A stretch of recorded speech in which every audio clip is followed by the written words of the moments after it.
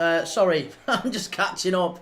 I'm still elated from that Liverpool title win. All confirmed. What an unbelievable day at Anfield. Liverpool 5, Spurs 1. Before that, we watched Bournemouth 1, Manchester United 1. Man United quite lucky actually to get away with the draw. Bournemouth 10 men towards the end of that game. But we're live for our third game today, and we're ready to kick off shortly. Napoli against Torino, a game that really does matter at the top of Serie A. We saw earlier, I don't know if you've kept up with Serie A, Napoli are top now on goal difference. Well, they're not the second on goal difference, but they can go top tonight with just a point. They've played a game less than Inter Milan. Atalanta in third, Juventus in fourth after that win today over Monza. Bologna in fifth. Bologna play Udinese tomorrow night. I'm going to be doing that one live as well. Bologna have an outside chance of sneaking in the Champions League places for next season. And wouldn't that be something? Wouldn't that be something if Bologna and Atalanta made the Champions League and teams like AC Milan, Roma, Juventus did not? Fiorentina, of course, could yet qualify for Europa League via winning the Conference League.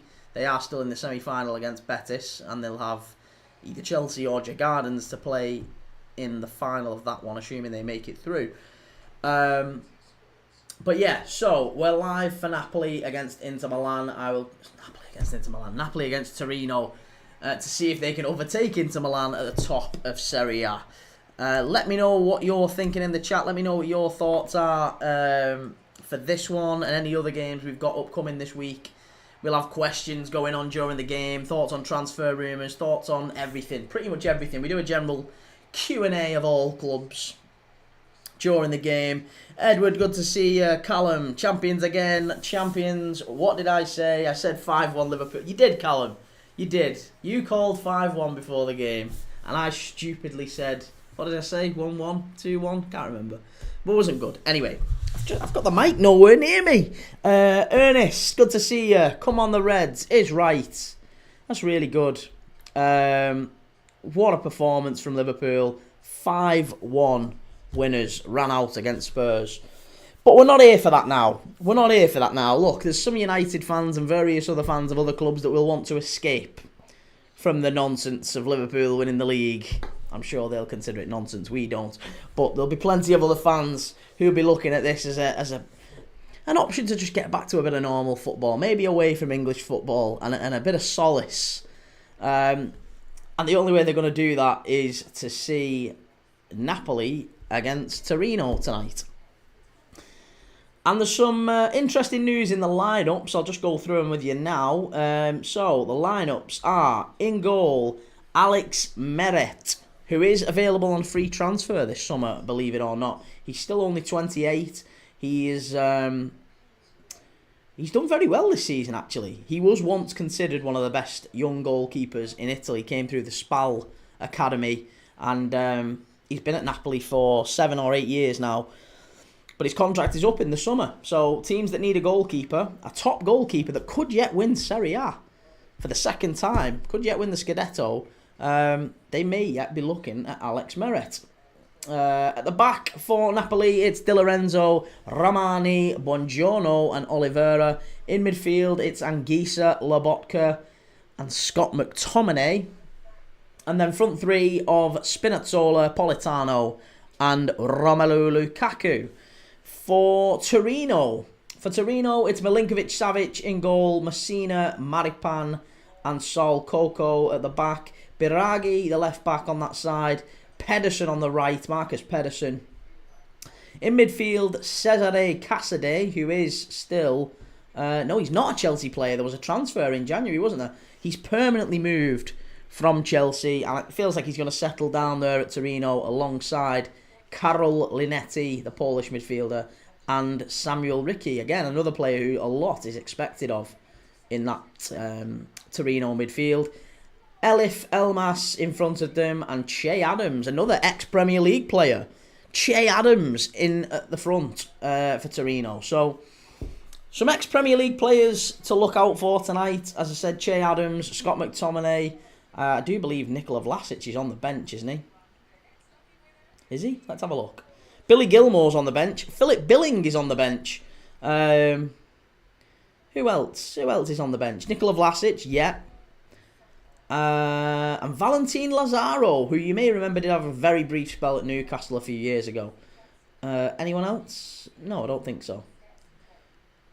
There is the older brother of Gianluigi Donnarumma, Antonio Donnarumma, also on the bench for Torino today.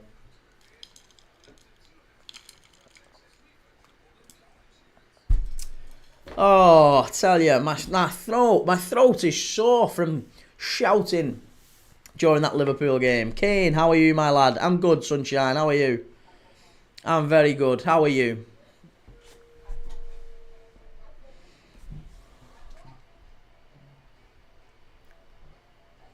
We are 5 minutes away from kick-off in this one.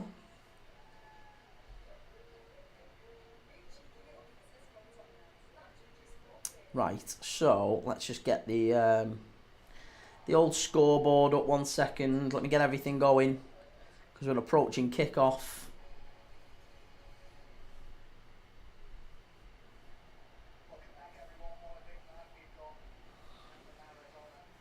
Yep, the Maradona Stadium is bouncing in Naples. Look at that, he's still got a Kvaratskhelia shirt on. Get that young lad a new shirt.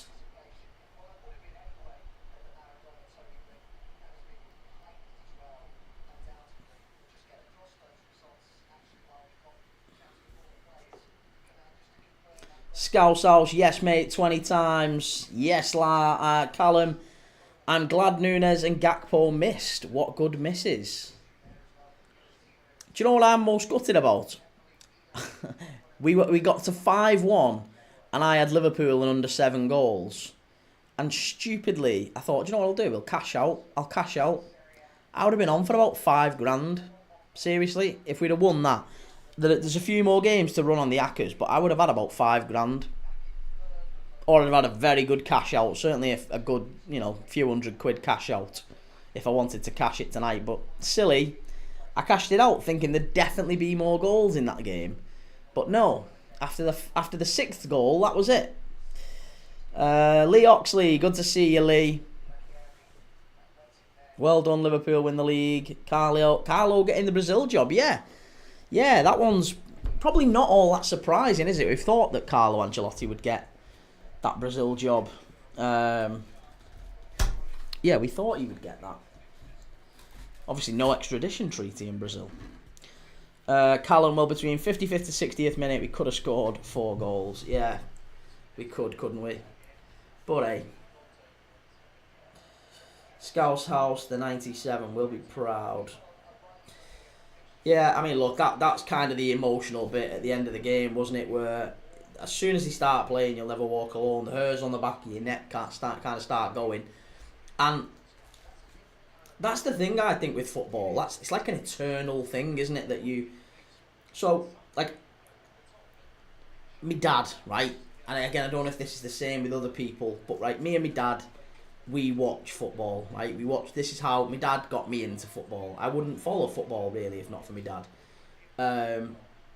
And we've bonded over it over the years. We've watched football together, we've celebrated, we've had massive moments where we've I'll always remember running and hugging him after the penalties against AC Milan in Istanbul, because I kind of fell out with him at half time. At half time, we was 3-0 down in Istanbul, and I had fallen out with my dad because he was saying, "Oh, we're crap. We're absolutely crap. We've got all the way to the final. We're crap. We're crap. We're crap." And I couldn't take it. I lost my head. I ended up going up and watching the second half upstairs in the house. And then when we won it in the end, I came downstairs, gave him a big hug and everything. But that's the thing, isn't it? It's so emotional. I know. Christ, I'm getting emotional now talking about this. I know when and if my dad goes, it'll be football that kind of, I'll feel like he's still kind of there. I'll still feel like he's kind of there. I know that's soppy and a bit soft, a bit daft. But yeah, it's that, isn't it? And then and when you go to a footy match and if I stand in Anfield again, maybe I take my little girl, And in years to come, maybe my dad's not around, it'll be that what I'm thinking of. It'll be that. I'll be stood there thinking, my dad's here. This is it. We're all here together, kind of thing. And it does really just raise the hair on the back of your neck. But it's a really powerful thing, football. It's not just Liverpool. Every club has those sort of moments. But I do think I've been spoiled with Liverpool over the years. We have had, I think, more than our fair share, haven't we? We've definitely had more than our fair share. So I've got to thank my dad for that at least. Reese, I'm surprised you're not 6 pints down. I've never had a pint. Ever. I am strictly a whiskey man. I have never, ever sank a pint in my life.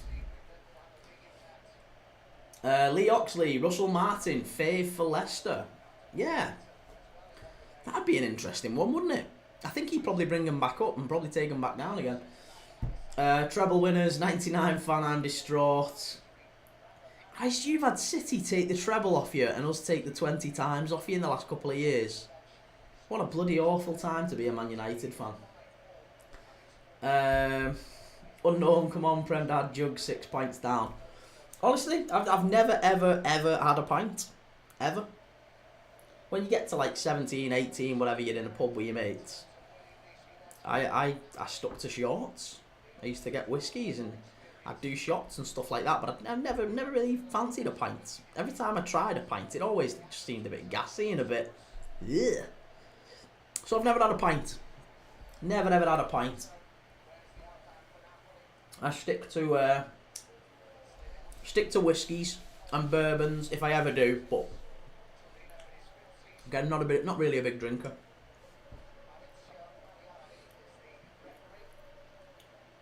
Lee Oxley, Xavi, second favourite for Spurs. Bloody hell. I don't think Spurs are going to sack him. I really don't.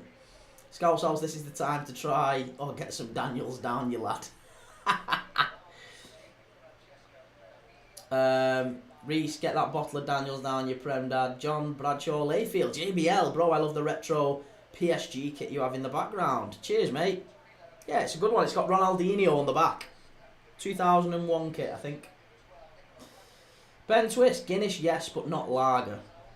It's another thing I've never tried. Guinness, to be honest, never been into Guinness. Boy, pints are for men. Maybe so. I'm not particularly insecure about my masculinity, mate. Maybe they are for men. Maybe it makes me less of a man to like Jack Daniels. I don't know. Kind of okay with that. Whatever works for you.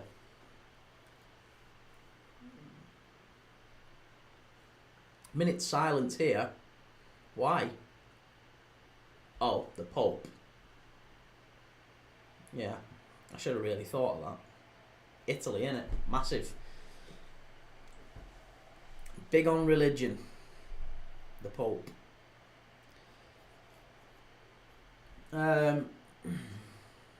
Jake Curtin, Spurs will end up with Lampard. Think so?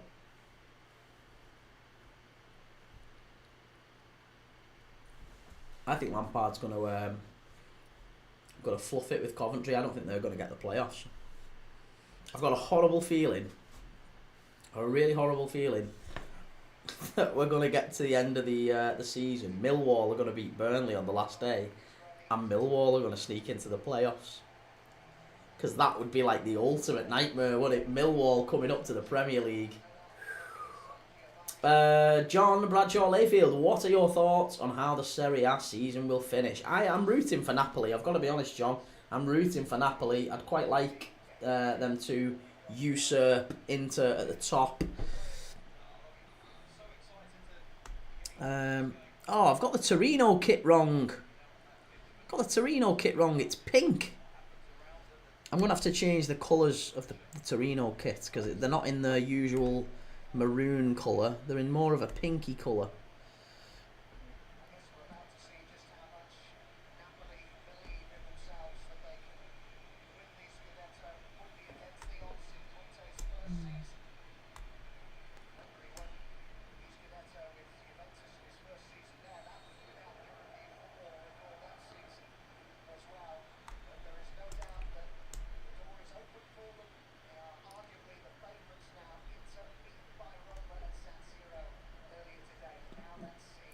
Right, we're off and underway.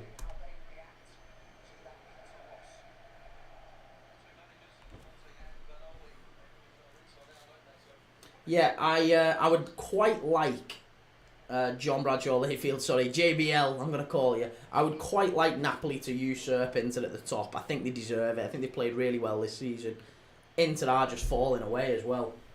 Reece, is that Che Adams up front for Torino? It is, yeah. They are. Shot from distance, just over the bar. Yeah, it's Che Adams up front. It's Scott McTominay in midfield. It's Billy Gilmore on the bench for Napoli as well, and obviously Antonio Conte, the manager. Vanoli, the manager of Torino.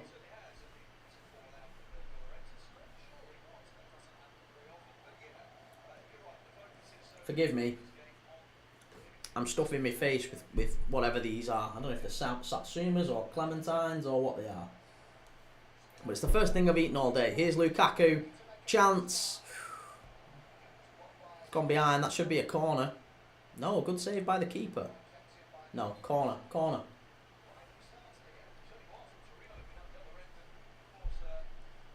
Reece, Spurs will end up with Andre Villas-Boas. Yeah. That'd be a mad one, wouldn't it? Andre Villas-Boas back to Spurs.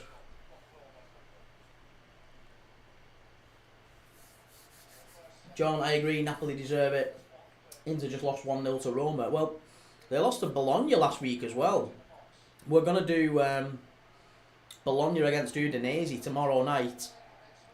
Inter are still level on points at the top. They're still top of the table. Napoli only need a point here. Anguissa with the shot there. Oh, that's not good. Oliveira's gone down. This might be a knee injury, you know. I don't know if he's rolled. No, it's not a knee injury. He might have rolled his ankle, maybe. Has he rolled his ankle? What's going on? What's he done?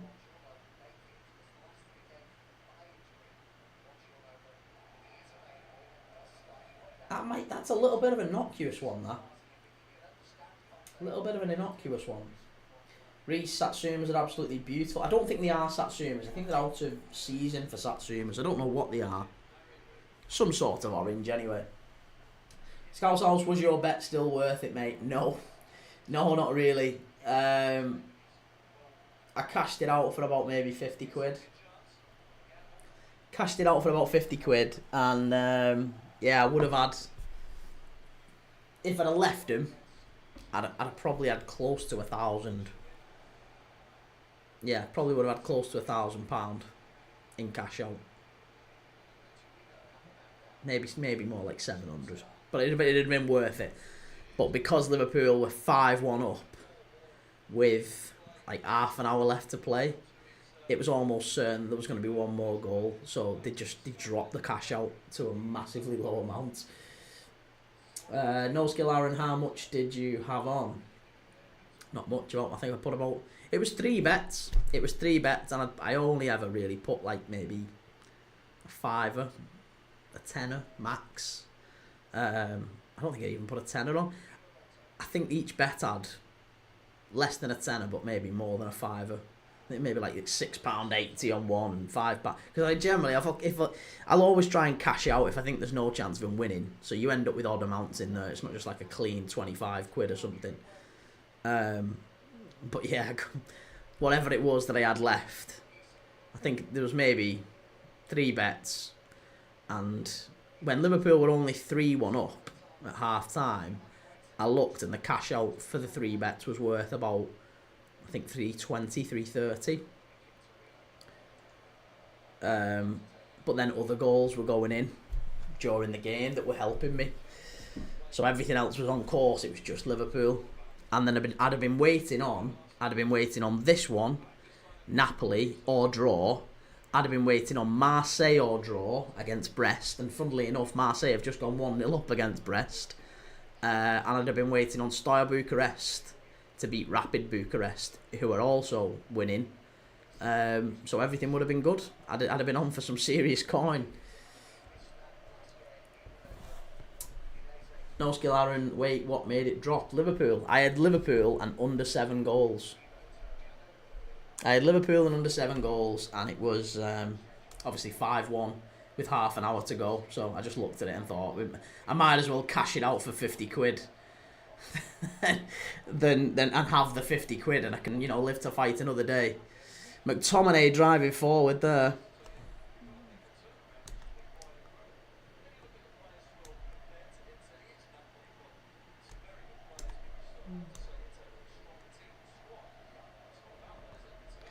That's not the right colour.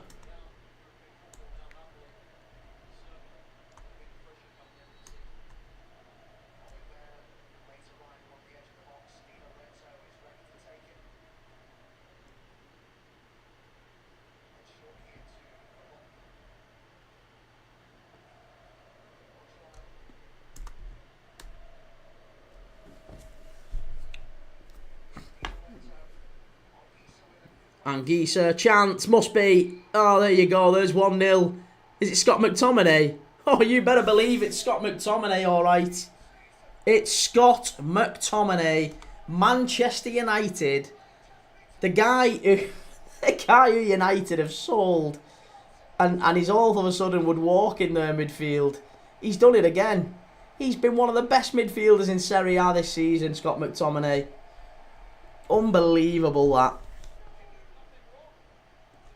Unbelievable. The McSauce getting into the box, arriving late in the box and smashing it in at the near post. 1-0 Napoli. There you go.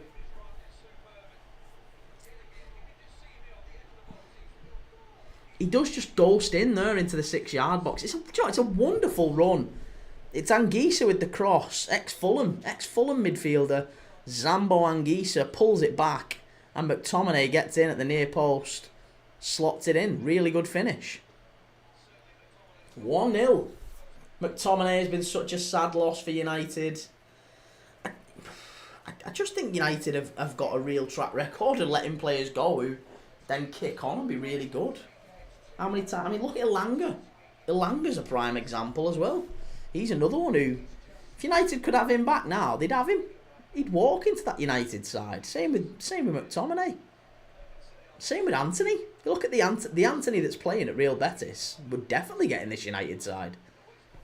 Definitely.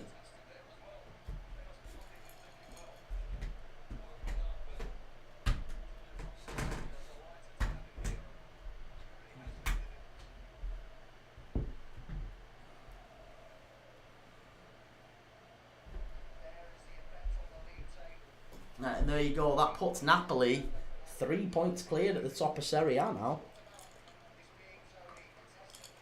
3 points clear. No skill, Aaron. Nah, Serie A is just easier. I don't know if I buy that. Don't know if I buy that. Serie A is not an easy league, mate. It really isn't.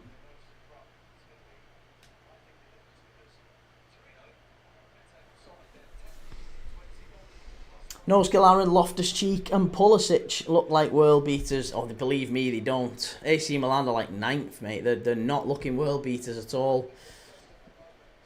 Yeah, Will sings. It was McTominay who scored 6 minutes in. Scott McTominay, near post. This is live on TNT Sports, by the way, for those that are interested, those that are watching.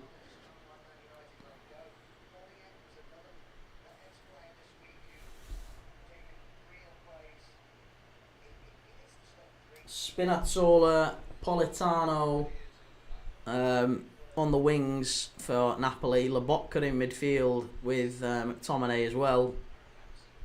And Anguissa, who's another one who, you'd have to say Anguissa is really having a renaissance. He's another one who's maybe didn't have a great start in the Premier League. You know, went to Fulham, didn't quite work out. Oh, that's a corner kick. Corner kick Torino. Corin already 1-0. Yeah, definitely. 1-0. McTominay with the goal as well, would you believe? No skill, Aaron. I need a Brest goal. Well, Marseille 1-0 up in that one. Marseille 1-0 up. Yusuf, since you are a United fan, why did Amorim include the starter 11 today? Scouse House, have a good one, mate. Big love. Championes 20 times. Love it, Scouse House, yep. Stick around if you can, mate. If not, Torino nearly should have. They should have been 1-1 there. They should have been 1-1. It's Che Adams. He's just missed an absolute sitter. He really should have scored. There's no doubt he should have scored. He's onside. He's about 3 yards out. I mean, admittedly, it's not the easiest chance with the. It's on the volley. It's it's a bouncing ball, but 3 yards out. All you have to do is get that on target. It's a goal. Napoli putting themselves in danger here. Torino have pressed high. Corinne, have you stopped smiling yet? I really haven't. No, I really haven't stopped smiling.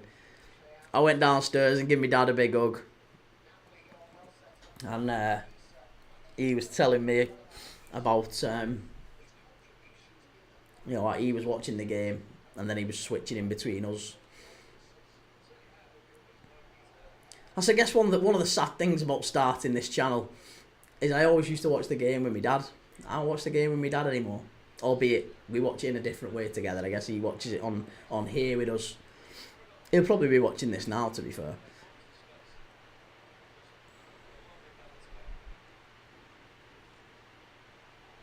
Ben told you Che Adams was shit.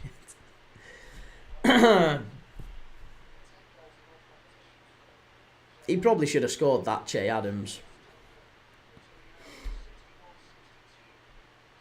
Callum, we have 8 home losses in the Prem in the last 8 years. Wow, that is bad. I was watching, when I went downstairs after this game had finished, the Liverpool game, and I was just kind of looking over socials at what everyone had posted and kind of what Sky had shared and what the other channels had shared to see kind of what the vibe was from everyone, really. And I saw that Sky had posted earlier today, before the Liverpool game kicked off, I think it was in the build-up to the United game, they were talking about Ruben Amorim being the lowest points per game, and quite significantly the lowest points per game of any Manchester United manager in the last 10 years, and therefore probably in the last 30, if you think about it. It went back to David Moyes, so if it goes back to David Moyes, then you're talking about going back to the 80s, 90s when Ferguson took over. So Ruben Amorim is Manchester United's lowest points per game average. I think it's 1.05 points per game. It's really bad. Like, really, really bad. Worse than Moyes. Far worse than Moyes. And they were saying, the reason I'm mentioning this is that Daniel Sturridge was saying that this is the worst Manchester United side he's ever seen in his entire lifetime. And I was a little bit like, oh Christ, I mean, probably is.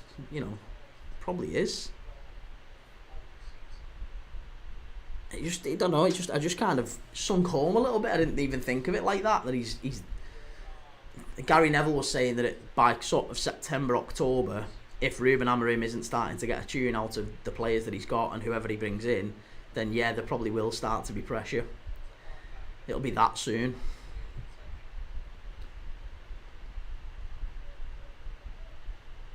Callum, we are so good at Anfield, can't move from there. That's the thing, Callum. That's why it would have made me really sad if ever we did continue to explore potential moves away. I think it's so sad when you see football teams moving away from their original homes. Like, you're talking hundreds of years, well, not hundreds, but over 100 years of legacy there with Liverpool and Anfield. Same with United at Old Trafford. These stadiums survived the war, for God's sake. Like, it's that sort of a thing, There's a lot of history and memories there, and it kind of builds its own culture and builds its own sort of, I don't know, I guess its own story. Like Liverpool now, Anfield, teams coming to Anfield, there's a lot of teams who are beaten before they step on the pitch at Anfield, and it used to be like that at Old Trafford. It's just not anymore.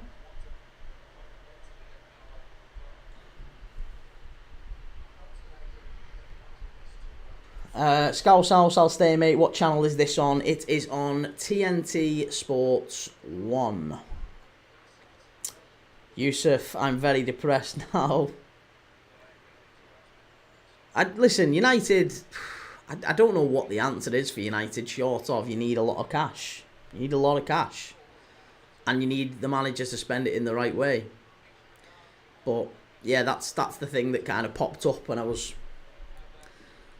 waiting to change all the stuff in between games, getting the stream ready for this. Yeah, it popped up to say Gary Neville and Daniel Sturridge talk about Manchester United being in the worst position they've been in for 30, 40 years. And Amorim being the worst performing manager they've had over that time. It's quite significant. For a manager who still retains quite a large amount of support from the fan base, it's just how long does that last?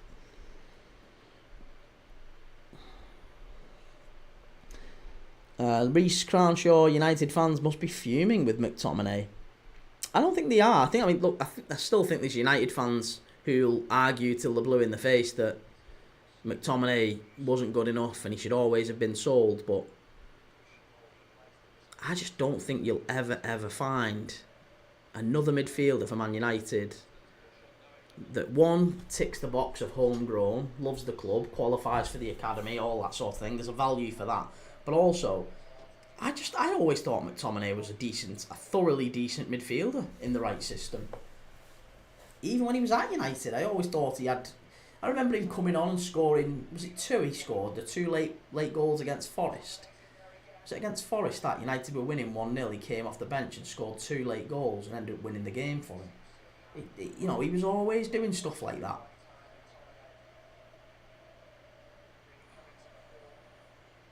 And that's what's always been mad about United. They're prepared to sell the Elangas and the McTominays and keep the other lads who clearly aren't at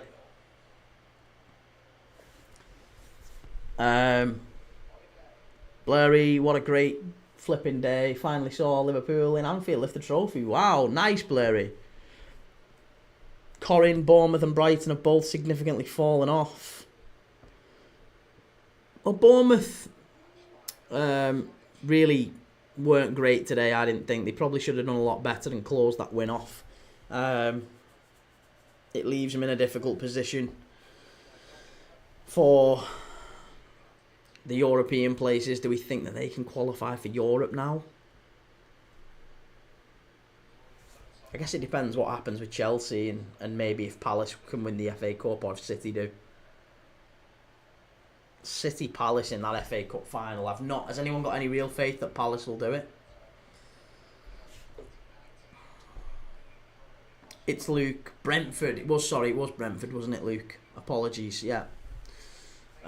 Corin, what team has won the most league titles? Neither Liverpool or United. We're both on 20. Scouse House, how can they say that with Højlund that's a bad player? Got one today, not enough. I just think United need to... They're gonna have to stick with some players, aren't they? They're gonna have to stick with some. Because the club can't... The club sadly are in a position that they can't afford to write those players off. That's a wonderful run. Torino. Who was that who ran forward? Chance here. Oh. Right, I need to know who that number... Is it Ricky?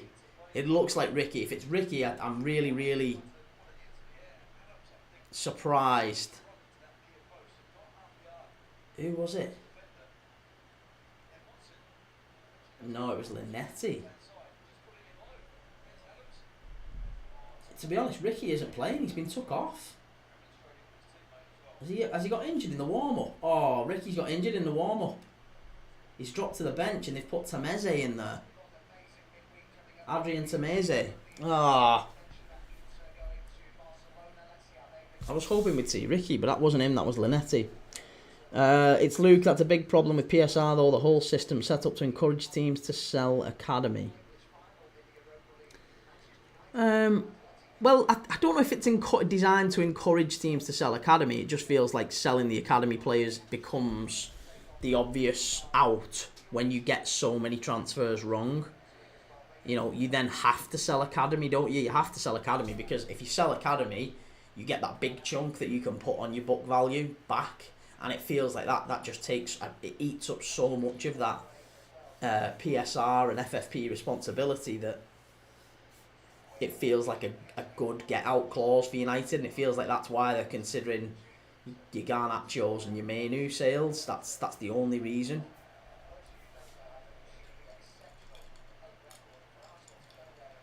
Rest assured, if they hadn't got so much wrong with Sancho and Anthony, two players who don't play for United anymore, but United still owe money for. How mad is that? How mad is that? United still haven't paid the transfer fees of Sancho and Anthony, and yet they've already decided to sell them on.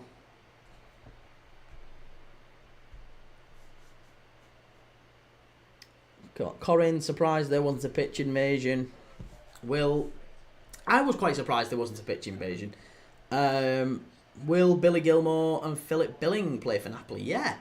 Philip Billing, again, he was a player I always quite liked at Bournemouth. Yeah, I always quite liked him.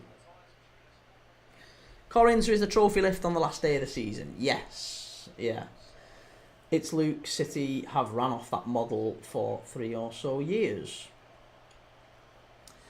They have, but you've got to remember, City have also got pretty much all of their first team transfers right. There's not been many of their first team transfers they've got wrong. So they can afford to let go of your Cole Palmers and your Liam Delap, and various others that they've sold over the years. Samuel Edozie going to Southampton. Who was the other lad who went to Southampton? Who was the young lad who went to Southampton? I can't remember his name now. I know it was Edozie and the other one, but yeah, I know what you're saying. I know what you're saying with City. I know what you're saying. They do, raise a lot of academy graduates to go and sell, and Chelsea have done a little bit of that, haven't they?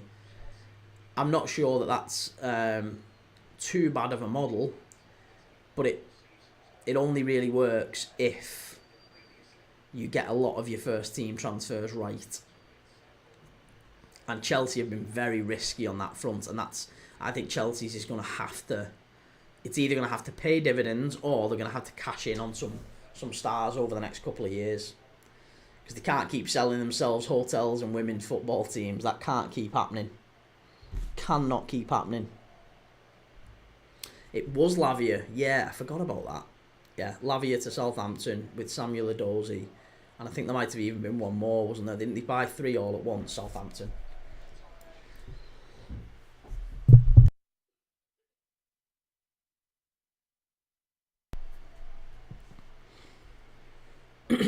No, Tyler Diblin went to Southampton from Chelsea. Bazunu, yes, Bazunu was another one. Oh, Lukaku very nearly in there. Yusuf, we need to rebuild and stop as fans thinking like we are Manchester United. Well, no, you've got to be. I think you've got to hold that sort of a standard for the club, haven't you? But sadly, the people who are in charge haven't maintained that standard. That's why you've got players playing for the club who patently aren't good enough.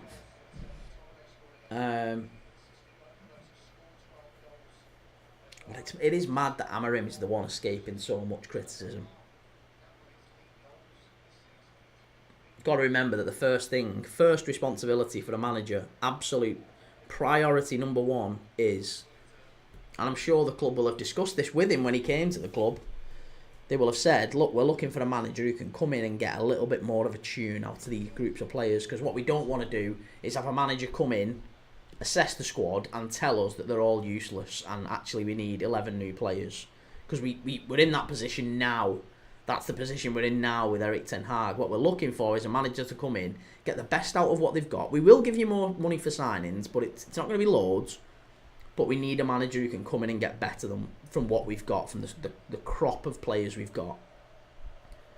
That isn't happening. That isn't happening with Ruben Amorim. So that's the real worry. Yeah, that is the real worry. No skill, Aaron. Ineos made a huge mistake. It's not Amorim. How can it be just be Ineos though, mate? Ineos have appointed Amorim, and Amorim has to take some responsibility for the fact that they're not where they should be. They're not winning the games they should be. They're not picking up enough points. They're not playing the way that they should be. Like, to what extent do you think a new manager coming in has to get better from what he's got, or has to buy a whole new squad of players before you judge him? Like, yes, you want him to get his own players and put his style on the squad, but you would also hope that you'd see signs of light and some sprouts from those existing crop, and you just don't feel like that's the case.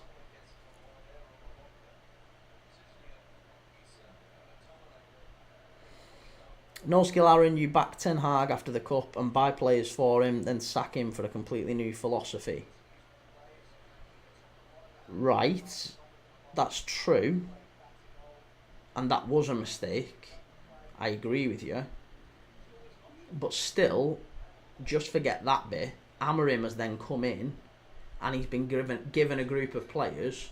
Surely in that group, surely in the interview for that process, Ruben Amorim would have been considered alongside a number of other managers, and when they met those managers, I think Thomas Tuchel was one, wasn't it, before he signed for England, those managers probably would have been asked, do you reckon you can get more out of this group?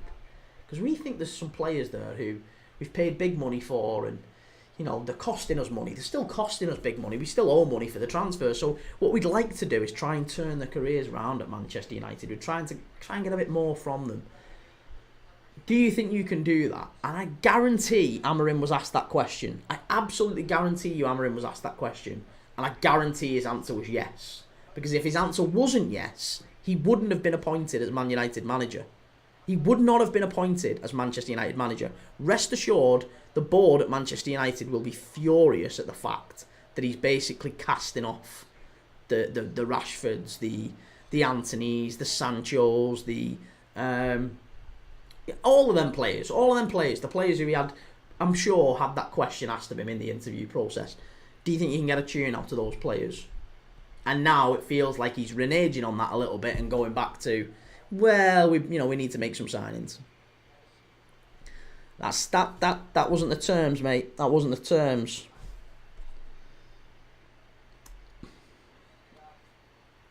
Unknown. Surely Trent's not leaving. He was in a little bit of tears. I hope he's not leaving, but I think he will be. Yusuf, you didn't start coming back until you gave back on Real Liverpool, and we can back any time. No skill, Aaron. Amorim didn't even want to come. He wanted to finish his season with Sporting. He knew it was going to be this mess, but he did it anyway. I know, but does that mean he's excused from criticism?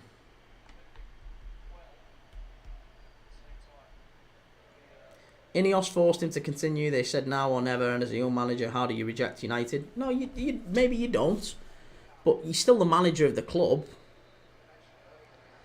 And you say, how do you reject United? I'll tell you something. I think if you were any sort of manager with not ambition necessarily, but I think a lot of managers would have rejected Manchester United. I mean, Tuchel did, didn't he? Let's be honest. Tuchel did.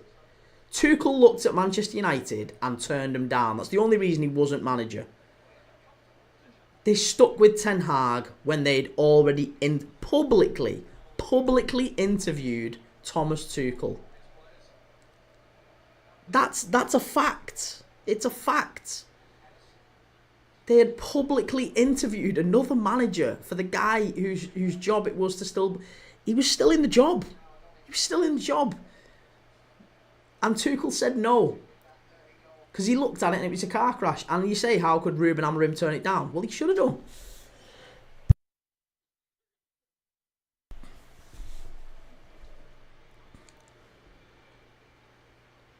The mighty Liverpool, Premier League champions, absolutely. No skill, Aaron. It's so harsh on him to play a completely different style, philosophy, everything, with no players that can play that system. Then why accept it? Why accept it? Like, either you could... And you know what? Like, if for you to say that, Aaron, right, is bang on the money... But think laterally now, think back a few steps from that. If that is true, what you've just said, then he would have had to have said at some point in the interview, I can make it work with these players. Because do you think he would have got the job otherwise? Do you seriously think that Ruben Amorim would have got the job if Manchester United had said to him, we've got these players that are a bit all over the place, but we need someone to get a tune out of them. Can you get a bit more out of him than this guy's getting out? Because we don't think he's getting much out of him. Do you think you can get something out of him? If his answer was no, I think I need a full squad because these don't play in my style of play, which we all knew, didn't we? We all knew before Amorim even arrived. We all knew that. But if he'd have said to him, I'd be honest, I think I probably need basically a new 11. I can probably get a few a bit better, but I basically need a new 11. If he'd have said that, he wouldn't have got the job. He would never have got the job.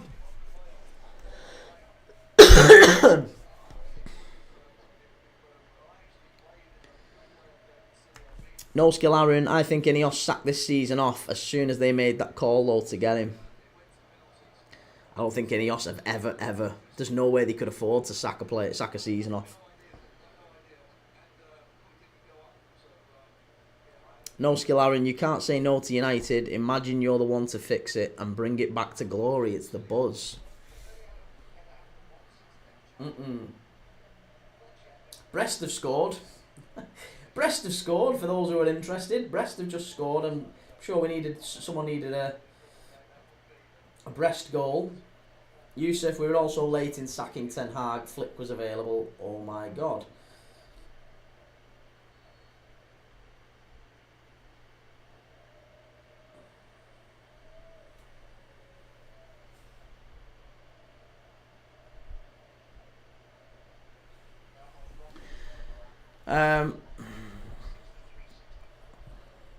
Napoli still pressing here. Lukaku's had a couple of chances. He's playing a lot better here, Lukaku, than we remember him playing back in his days at Chelsea or at Manchester United, funnily enough. Bringing that conversation full circle. That's really smart play, and Napoli nearly got a second there. No skill, Aaron. I 100% believe it's on Ineos. I know, but you have to believe that it's on Ineos. You have to believe that it's on Ineos. Because the alternative is that you believe that Ruben Amorim is somewhat to blame. A little bit. Even if it's just a little bit. And you don't like that. You don't like that idea, do you? It's much, much easier to say it's Ineos, it's Ineos, it's Ineos. It's nothing to do with Amorim. It's Ineos, it's Ineos. He's your worst performing manager in 40 years. Your worst performing manager, mate.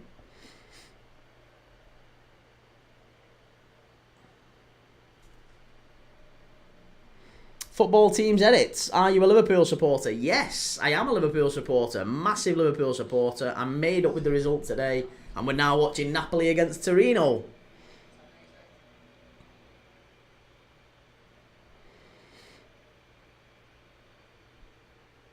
No skill, Aaron. I don't like the idea that Amorim is thrown into this mess. If he was a back four manager, then fair enough.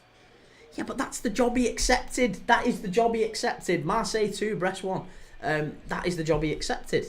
He accepted the job, knowing that this was the squad and these were the players he had to work with. And either he lied and said he could get a tune when he knew he couldn't, or he thought he genuinely could get a tune and he can't. He can't, and it's beyond his scope of ability to do so. And there you go, Luke. Luke's absolutely bang on the money. Luke says that's fine, but how long does Amorim get without scrutiny, Aaron? And that's a serious question. How long does Amorim get without scrutiny? At what point do you look at it and say, He's the worst performing manager in Manchester United's recent history for a number of decades, certainly since Ferguson left, and therefore 30 plus years of Manchester United's history. He's the worst performing manager. In terms of points per game, in everything. And all those managers that preceded him, they all had a rebuild as well. They all had a job to do to try and turn a squad that wasn't performing into a squad that was performing. And they did sizably better than he is doing right now.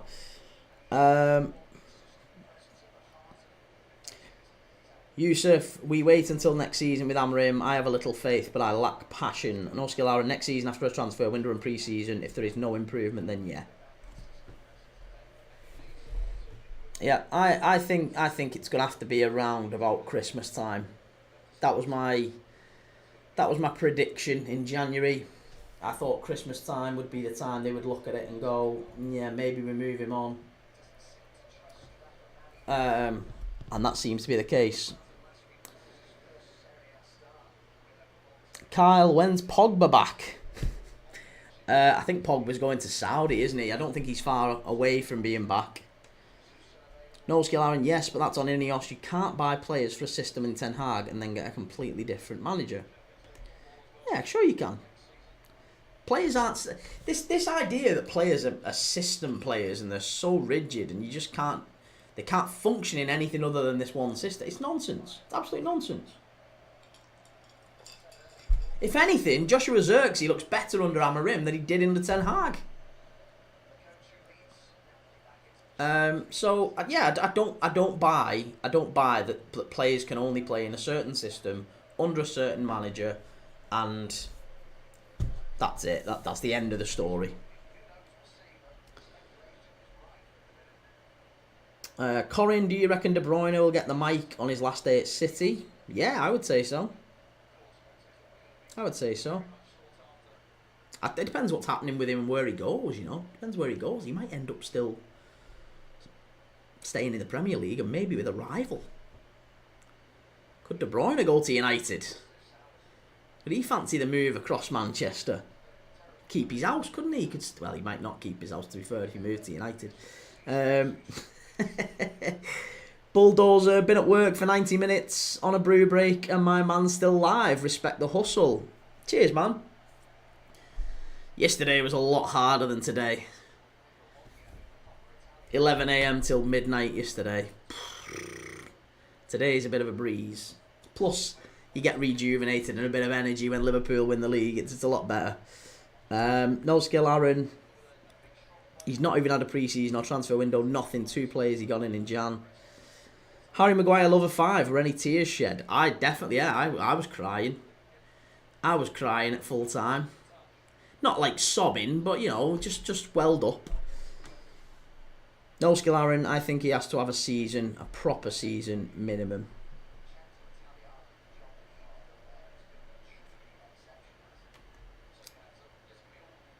Tell me out of the fullbacks who can play in Amorim's system from Ten Hag's squad.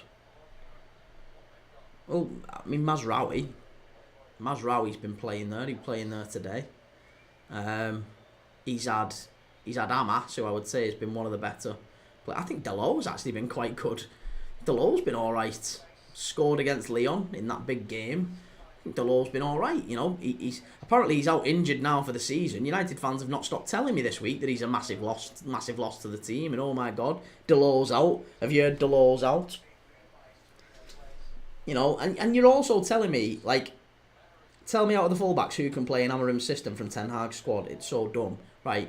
But he accepted that deal. Like he was given a list and said, "This is your squad to work with. These are your players." And he went, "Yeah, I can get a tune out of that. Yeah, no problem. I reckon I can get better than what they're doing at the minute. What they're doing at the minute isn't good enough." And he must have agreed with Ineos that what Ten Hag was doing at that moment in time wasn't sufficient and wasn't good enough, and he could do better. Because if he didn't think that, then he wouldn't be there. He would have said to him, well, it's a poor group, you know. It's a poor group. And the players they're not really my style of players, to be honest. Maybe I need a few more before you can judge me on anything. I think if he'd have given that interview, he wouldn't have got the job. He would not have got the job. It's Luke. Half those United players have played this system internationally anyway. That's it. Listen, players these days are so drilled on tactics and strategy and all that. They've played multiple systems at different levels, at different clubs. It's a nonsense to say that they weren't capable of playing for Amorim. It's absolute nonsense. It's absolute nonsense.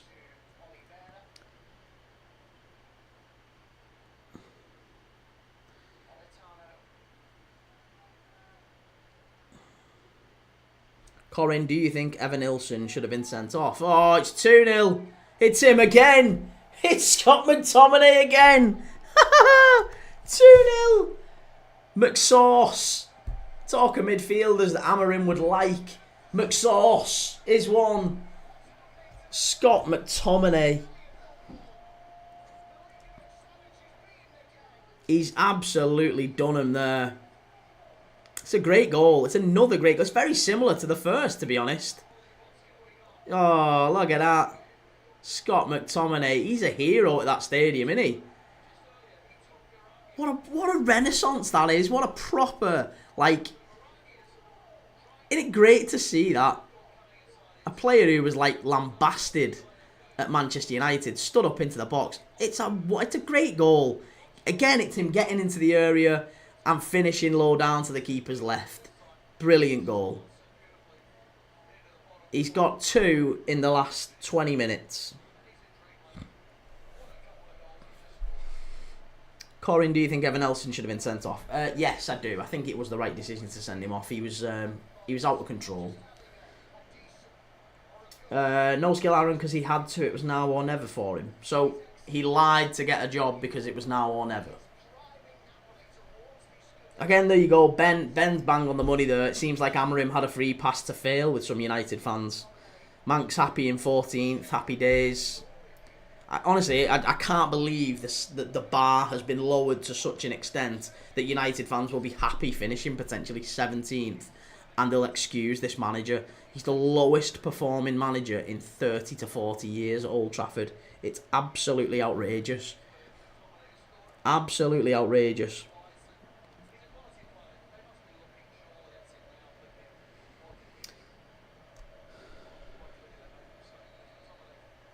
No skill, Aaron. You have wingers, out and out wingers, and then bring in a manager who needs 10s. What do you mean he needs 10s?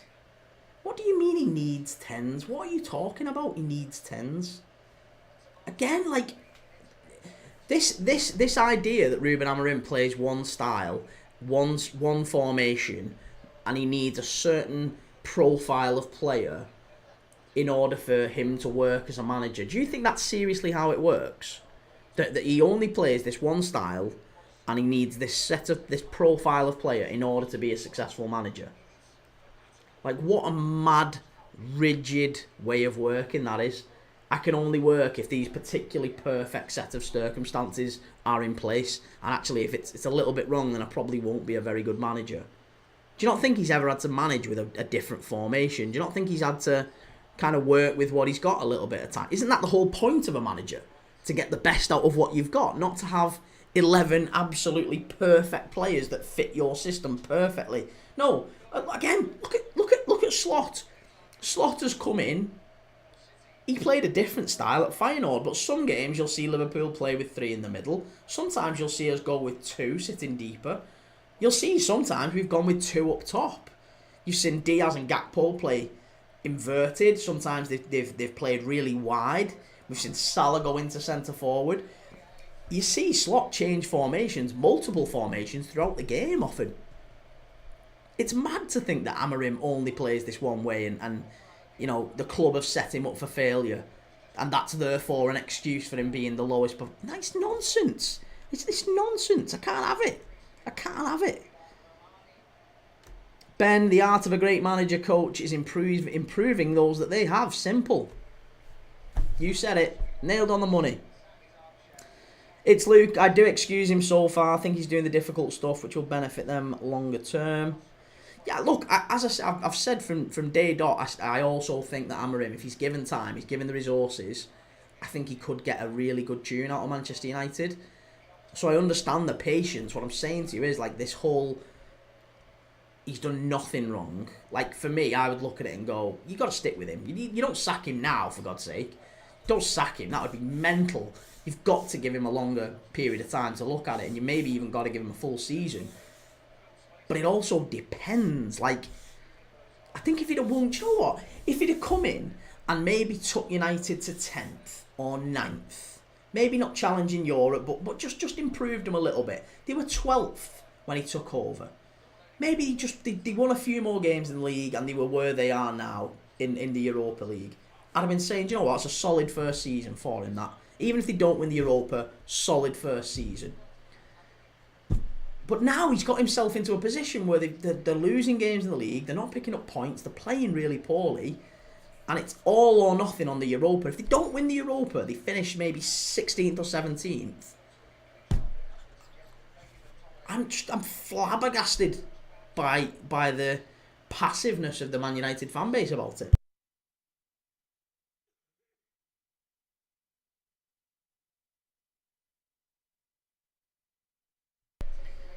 Zach Clips, Atalanta are losing. I need them to win for 3k. Jesus Christ, Zach.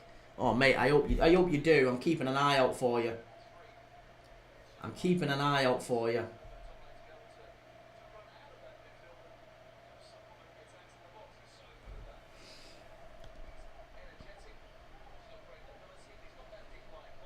It's Luke. Culture reset. He's played the hand poorly. Yeah. He has. I think that's it. He has been given a duff hand. I'll concede that. This is the thing. That's what I feel like we're having a conversation about here. Luke, I think me and you are on a level a little bit. We're conceding that actually, yeah, he's been given a duff hand, but he's not played it all that well. He needs time. He needs patience, and maybe he'll get it right with time, with patience, with money. Aaron, it feels like you're saying, absolutely not. He's done nothing wrong. It's all on Ineos. There's got to be a bit of give and take here. Zach Clips, will Atalanta come back? I would think so. Is it Lecce they're playing tonight? It's Atalanta Lecce, isn't it, right? Let's have a look. Yeah, Lecce. Oh, mate, they'll beat Lecce. They'll turn it round. They will. Lecce, they're not a chance they don't beat them. Yusuf, I think the club's mentality makes coaches fail. Like, I have to fix things quickly and win trophies. But that's the pressure of being at a big club, isn't it? And he said that, didn't he? He said, to be fair, if I don't get it right, then I won't be here very long. So there is an urgency to get things right quickly. It's not a. You can't come to Manchester United and have a 3 to 5 year project to get them back challenging. No, you come to Manchester United to get them back. Like, look. Who's the biggest clubs in the world? Before all, let's say 10 years ago, right? This is how I'm looking at it. From a Liverpool fan looking outside, looking in. Who's the biggest clubs in the world 15 years ago? When Ferguson leaves, right? Ferguson's leaving the club. Who's the biggest clubs in the world? Real Madrid, Barcelona, probably Manchester United. In terms of European stature, they'd just won not long, 3 titles back to back. They'd been in multiple Champions League finals.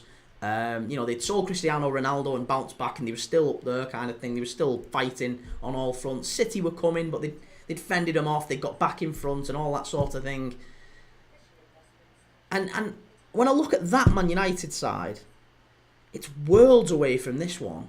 Not just in terms of personnel, but everything, culture, all that sort of thing, standards. But can you imagine if Real Madrid had this sort of a fall-off? That's how I'm comparing it. I'm thinking, if Barcelona and Real Madrid, do you think it would ever be acceptable? Irrespective of the personnel, irrespective of the circumstances, do you think if a manager came into Real Madrid and they were 16th, 15th in the league, at this stage in the season, do you think it would be acceptable for the people to say, yeah, but he's not got the right wing-backs. He's not got the right wing-backs.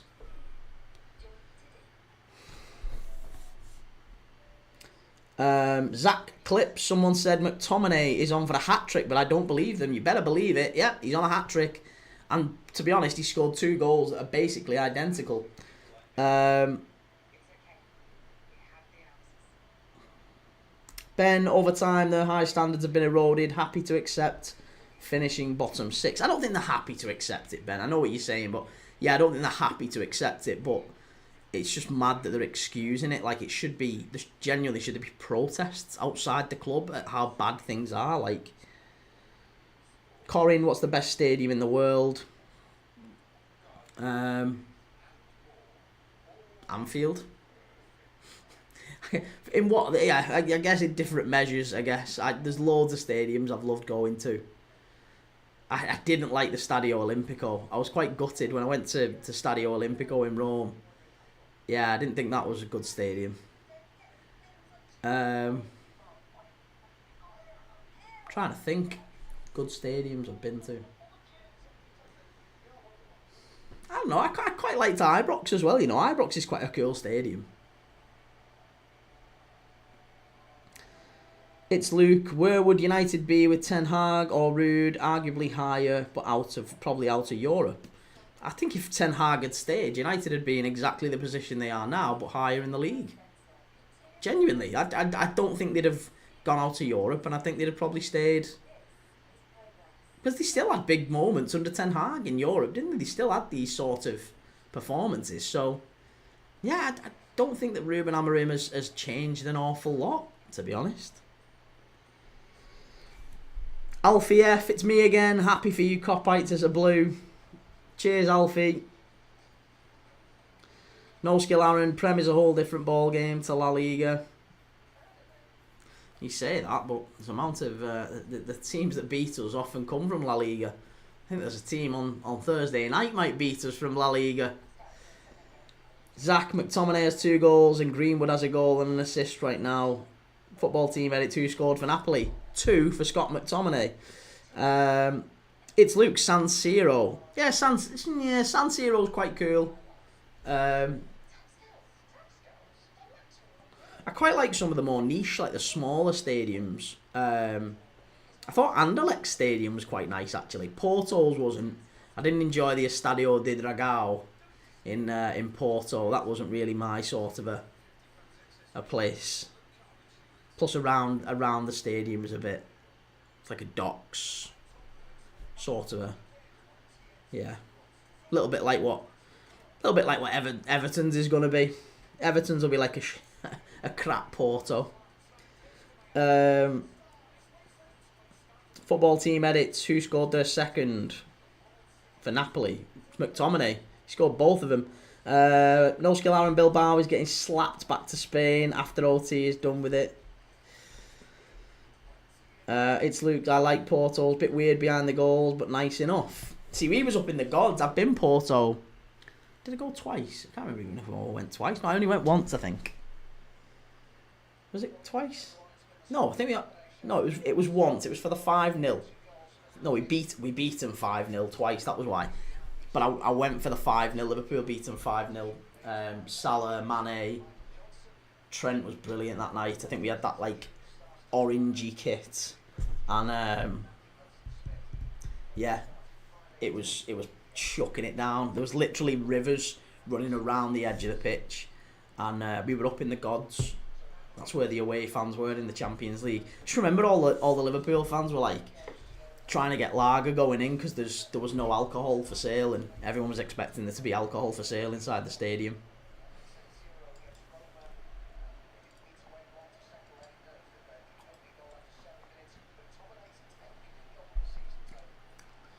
Yeah, McTominay's goals are really propelling Napoli up the stadium, up the table.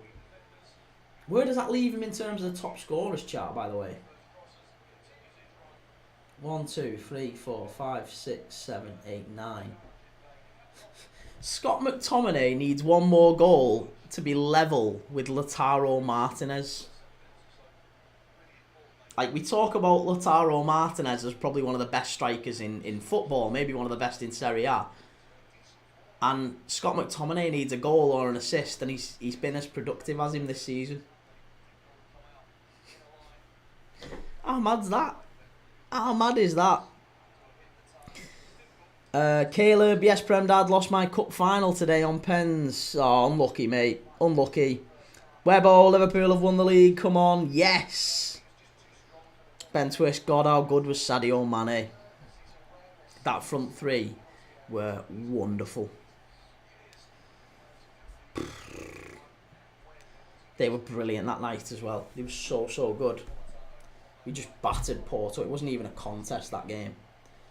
Oh, I only remember, the main thing I remember about that is when we got to Porto, we went out round town and there was a guy who was like, have you had the local thing, the local delicacy? And they gave us this thing, the Francesinha it was called. And it's basically a cheese and ham sandwich with gravy on it. That's the Porto. That is the local delicacy of Porto. Cheese and ham toasty with an extra layer of cheese on top. It's like bechamel cheese, like mayonnaise, and then like a cheddary cheese on top, and then like a gravy over the top, and they serve it in a bowl.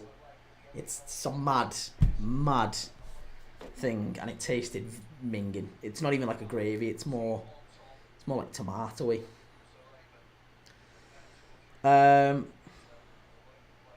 It's Luke, but Tom's timing of runs is top class, to be fair. Does the same for Scotland consistently. Yeah. Yusuf, I will never forget his fight with Salah.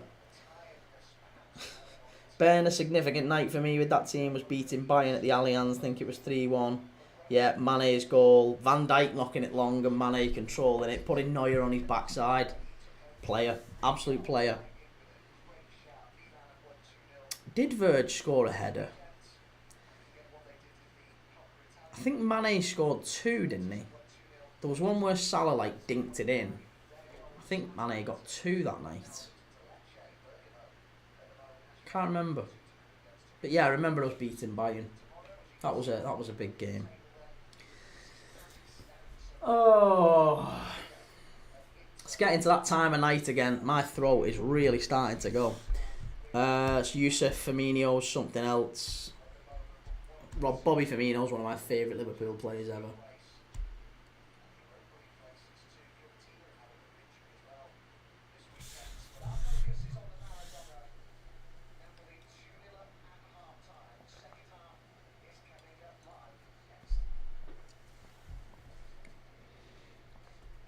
The Bayern goal was a Matip OG.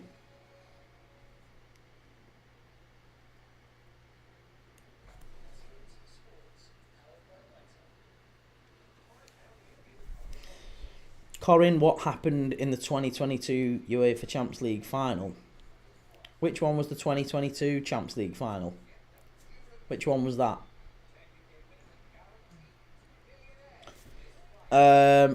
Sam, congrats to an Arsenal fan now supporters on Tuesday night. Not a chance. PSG all the way, Sam. Allez, PSG. Yeah, I can't support Arsenal, mate. I can't. I appreciate the congratulations, even though I've not personally done anything to achieve it. But it was an emotional day, and I thoroughly hope that PSG put Arsenal out quite comprehensively. And furthermore, I hope Spurs win the Europa League just to compound your season. Not for you, Sam, obviously. You seem like a really, really good guy. And we have got some other very, very nice Arsenal fans in here, to be fair. Reece is another good one, but yeah, I don't like Arteta. I don't like him. And I'm looking forward to the Guard of Honour from Odegaard. Getting his camera out. Odegaard giving pictures.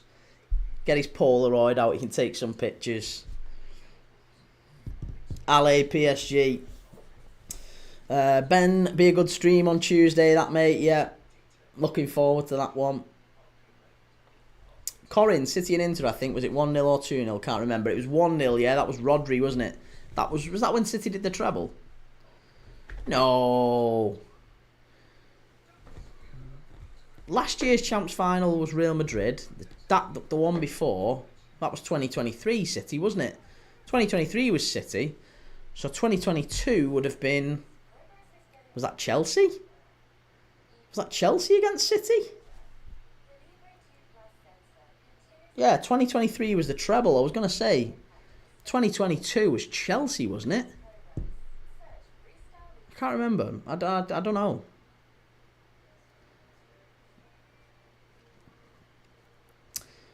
Uh, 22 was Real Liverpool. Oh God, I blanked that from my face, from my memory. Yeah. 22 in Paris. Bloody awful that. Naby Keita couldn't shoot. Courtois had the best game of his life, and Naby Keita couldn't shoot. Aaron, I actually can't wait to see your face after Thursday. Run back, Leon. I can't wait for Thursday, Aaron, as well. I'm looking forward to Thursday. Let's just double check something, because I've not plotted my schedule out yet for later this week, and I really need to. So Tuesday night, right? Tomorrow I'm gonna do Bologna Udinese. Tomorrow's Bologna Udinese. Then it's Leeds against Bristol. So 2 games tomorrow. Tuesday, we're just gonna do Arsenal PSG. Wednesday, we're just gonna do Barca Inter. Thursday, Forest and Brentford in the Premier League. That can leg it. And we're going to do Bilbao United at 8 o'clock. There's no early game in the Conference League. Betis Fiorentina 8. Djurgården Chelsea 8. Spurs Bodo Glimt 8. So what we might do is watch half an hour of Forest and Brentford, and then switch over to United in the Europa League. So yeah, we'll do that on Thursday. And then Friday, it's City against Wolves in the Premier League. Is there any early games? Early games, maybe? La Liga? No. So Friday we've 1 game. So actually, we've got 2 games on Monday, and then 1 game Tuesday, 1 game Wednesday, 1 game Thursday, 1 game Friday.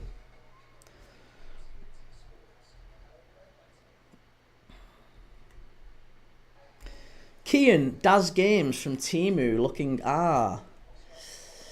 Cheers, Kian.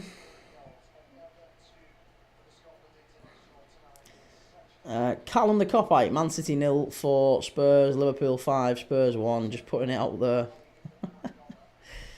It's Luke can do first half hour of the Prem game on Thursday. Yeah, let's do that. Why not?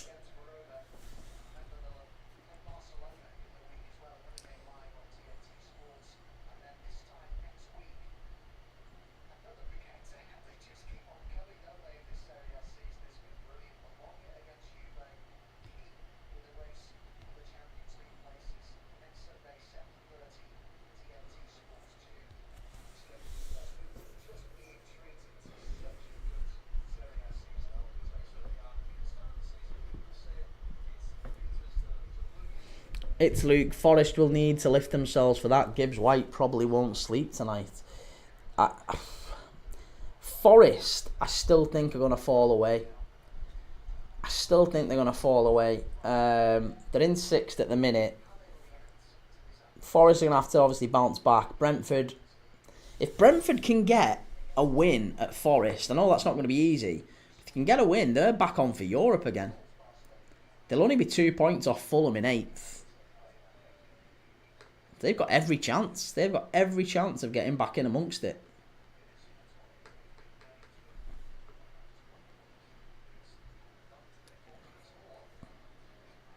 No Skillar and Chelsea v Forest shootout final day for Champions League. Well, Forest have got Brentford. They've got to go away to Palace as well, Forest, by the way. And Palace aren't out of it. If Palace can get a wriggle on, they might be able to. Forest have got Leicester. I think they'll probably smash Leicester. Then they're away to West Ham, and then the last day of the season they've got Chelsea. So yeah, some tough games there. Marseille winning, Steaua Bucharest winning, and obviously Napoli winning here. So we're on for a big payout as it stands.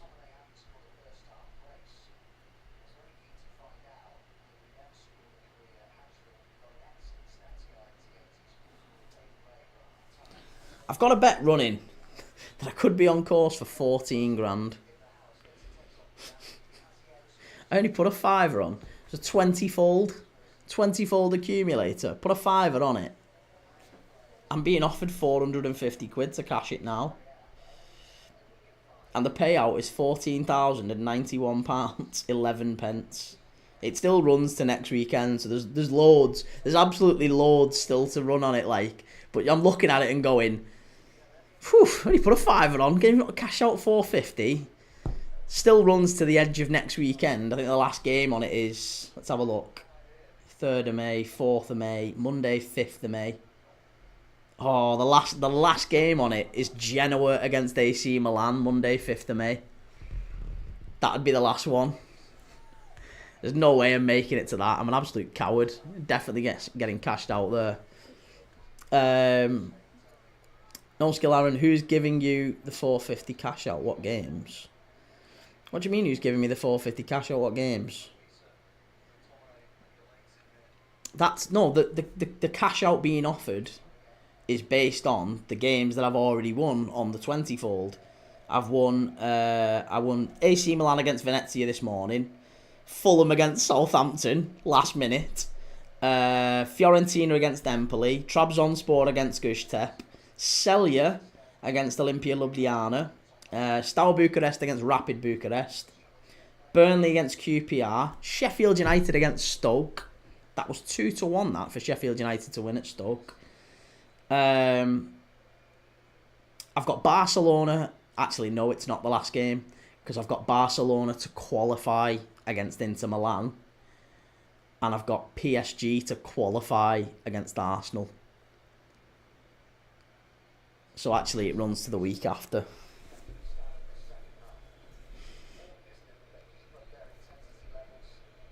What games have you got correct so far for that cash out? Yeah, that's what I meant. Yeah, there's loads. There's about on the 20-fold. I think I've got there's about nine left maybe. I think I'm up about 11 legs of the 20, so there's about 9 left across the next week and a half.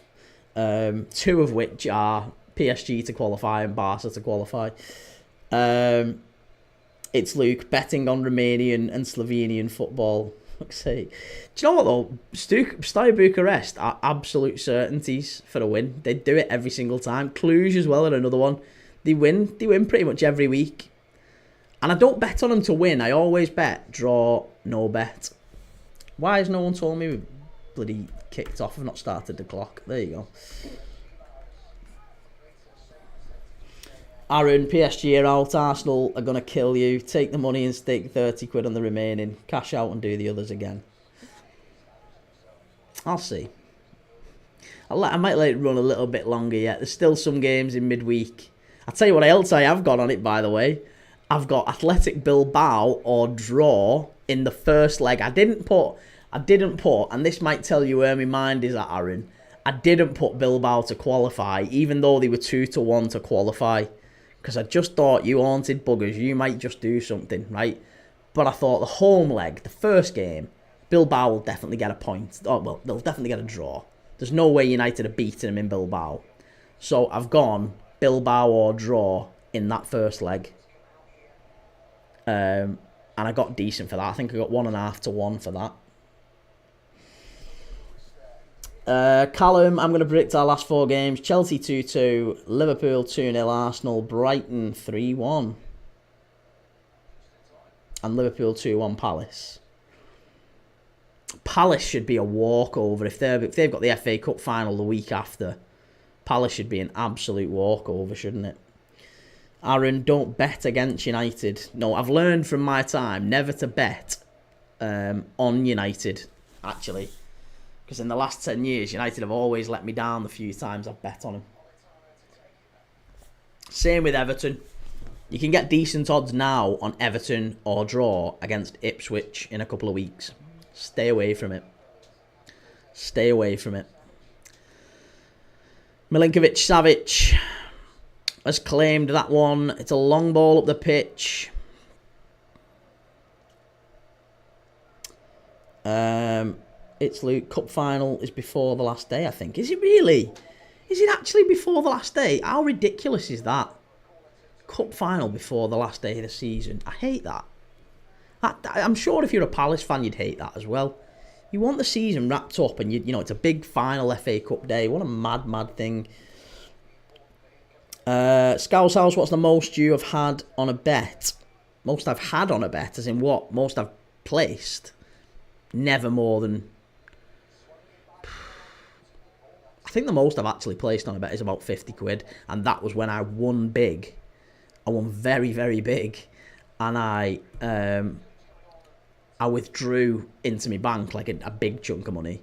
And then the money that was left, there was like... I think I won 9,000... Was it 9,870 or something like that? And what I did was I put like 9.5 in the bank, and I left the 370. I was like, I'll have that as keep playing money, you know, pot money sort of thing. So I put that back in the account, and I thought, you know what I'll do? I'll put a stupid just like a 4 or 5 to 1 easy one, but I'll put 50 quid on it. Why I've won a load of money, and I'll try and get the pot up 200 quid. So that's probably the most I've put on it. But the most I've ever actually won is that one, that 9,870, nearly 10 grand. And again, that was a 20-fold. That was a 20-fold accumulator. I've only ever really won 2 properly big ones though. I've won that 9.5 and a 6.5. And a couple of like 1500s.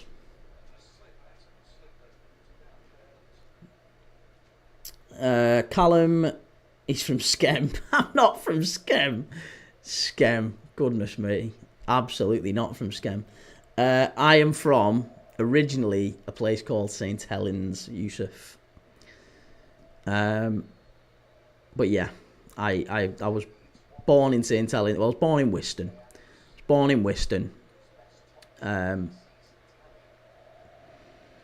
moved all over.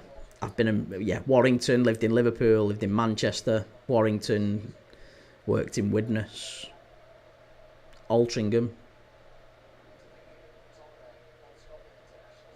So accents a little bit all over the place. Corin, support your local St. Helens FC. I would do if they were in any sort of league. McTominay back in his own box there defending. He's not only an asset going forward, he's an asset defensively. He's done it again. He's man of the match here, Scott McTominay. Callum, I still can't believe you only predicted a 1-1 draw. Alright, listen, it's alright. It's easy when you can just like, oh yeah, it's 5-1. No one remembers when you get it wrong. Everyone remembers when I do. I'll tell you what else I got right though. I said Spurs would score first, didn't I? I said, yeah, we'll start fast and Spurs will score first. And everyone went, yeah, got that right. No one thanked me for that. No one said, well done for that.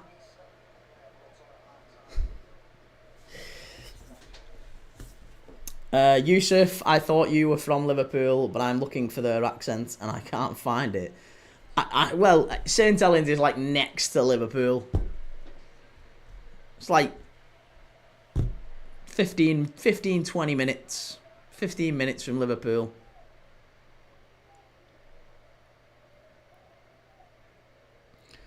Corin, Sancho, Anthony, McTominay, Rashford, all pretty bad at Man U and thriving at different clubs. Ilanga too. Anguissa's down here. Napoli might have to make a change. Yeah, Callum, you said Spurs to score. I said Spurs to score first. I said I think they'll go in front. Anguissa with the assist there, just showing it. McTominay's goal. Yes, Rapid Bucharest has Rapid Bucharest has been beaten by Stour. Salah has overtaken Sergio Aguero in the Premier League all-time goal scorers list, making him the highest goal scorer in the league's history.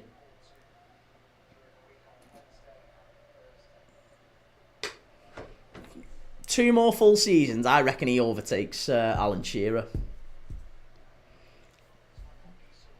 Scouse House, you a close call, Wool, but a good one. Oh, I'm 100% a Wool. I'm 100% a Wool. I have no doubts about that at all. Absolutely a Wool. Don't profess to be anything else, mate.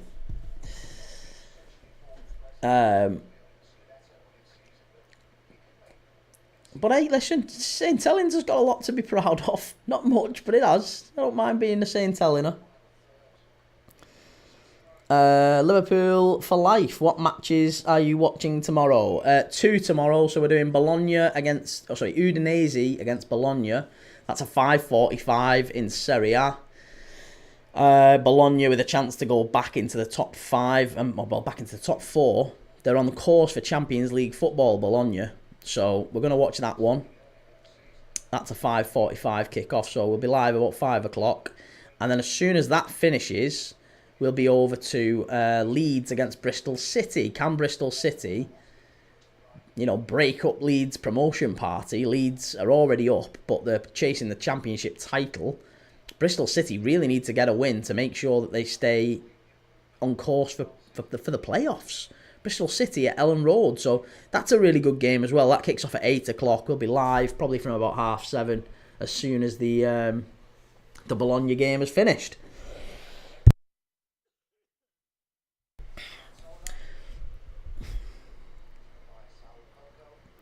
Scouse House, it's close though. I still like you, mate. You're one of us. Cheers, mate. I've never felt such a warm, fuzzy feeling inside.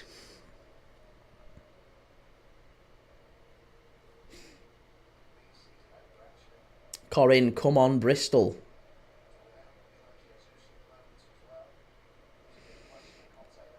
No skill Aaron, Jaden Sandwich and thriving in the same sentence. Yeah, paid at 25 million. Callum the Copite, Keon's lived in Manchester, give him to the Manx.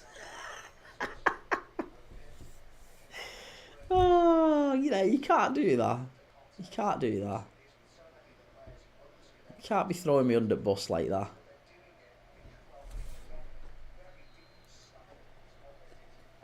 And plus, they don't want me either. They don't want me either. And I go to Liverpool, I was always called a Wool. When I was working in Liverpool, I was called a Wool. Shut up, you Wool. Working in Manchester, called a Scouser. Can't win. Can't win. Yusuf, yes we are a graveyard of players. Yes we are the worst club. Leave us where we are, please, Corin.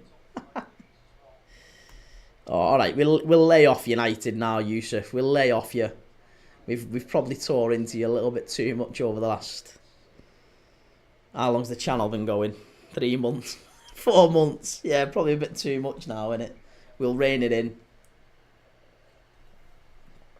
Callum, United will get relegated next season. They won't, because what they'll do is Amorim will probably get shifted around about January, February time. And it'll be get the yellow and gold scarves out again, lads. Get the yellow and gold scarves out. Give it Giggsy to the end of the season. Get the yellow and gold scarves out. Glazers out. Ineos out. Get them all out. And they'll have a little rallying call. They'll have some historic victory in the League Cup over Carlisle, where they were 3-0 down and somehow come back to win 4-3 with Marcus Rashford's redemption arc.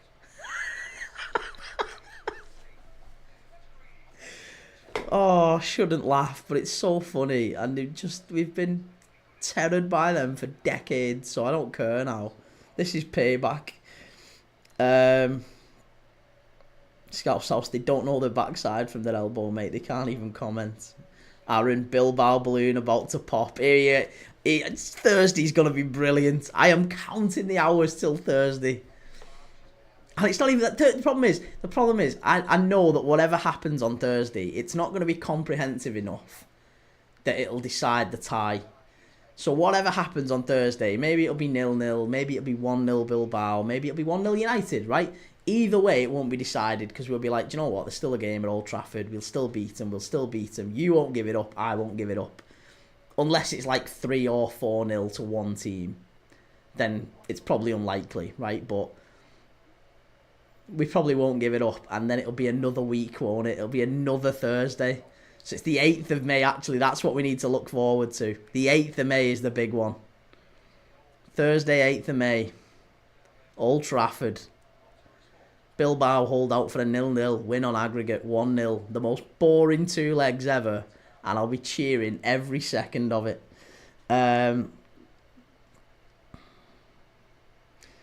Corin, Xerxes, Hoyland and Garnacho, the ghosted front 3. Yusuf, mate, you are provocative. Why are you so confident, Aaron? We are 14th.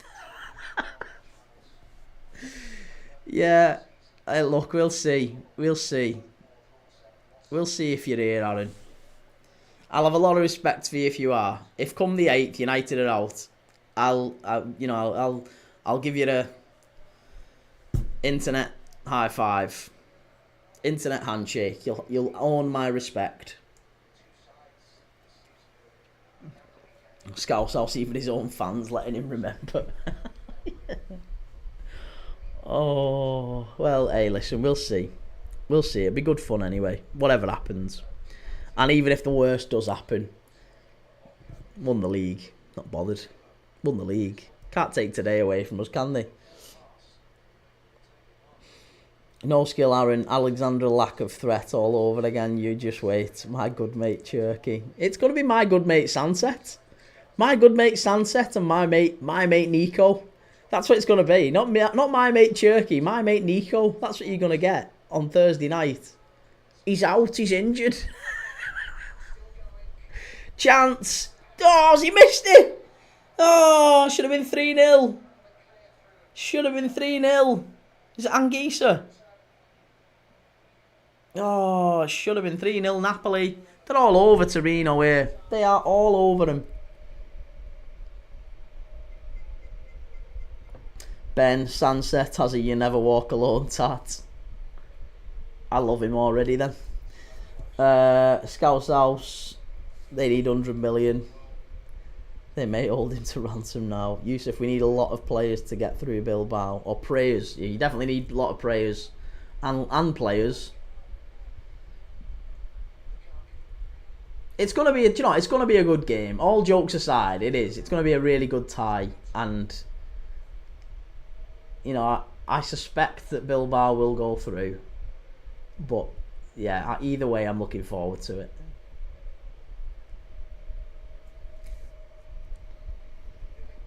Xavier won the league, you mint game to be fair, but told you let you win. Do you think Spurs let us win?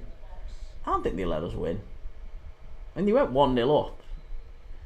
And I don't think there was anything they were doing about that McAllister goal. Or any of the goals, to be honest, but the McAllister goal was unbelievable. Oh, rest played on here. How's he carried what's he doing? What's he dragged that back for? Oh, he's rolled his ankle. He's immediately gone to the bench. He's got to come off. What's happened here? Oh, yeah. That's bad. That's not a good one. Marseille 4, Brest 1. Goiri with the goal. Mo Salah reposting all over socials. Corin, Spurs let you win. FS Motorsport trying to clear my head after Liverpool winning the league. Hey mate, it won't last too long. I'm sure it'll only be 3 or 4 weeks of a constant stream across Sky Sports News across the bottom. Liverpool equal 20 times. And just that nice gold banner at the top of the Premier League table every time you try and look. Although saying that, I guess United don't have to look at the top half of the table all that often, do they, anymore?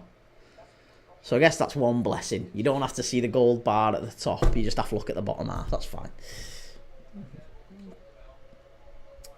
Xavier, let's be real. They let you get so many goals just so Arsenal don't have another chance to win the league. I know, but 1-0 would have done. 1-0 would have done. Right, Rafa Marine coming on for Napoli. Corin, what goals mean the best? Eze, Koundé or McAllister? No bias. I think Pedri. I still say Pedri, you know. Pedri was probably the best goal, I thought, this weekend. Eze's was great. McAllister's was great. Koundé's was very good. But I thought Pedri's was different class. Scouse House United should have a Hubble sponsorship. Yusuf. Aaron, you underestimate Bilbao. We could have been eliminated by Coventry City. Did you forget? I think he has.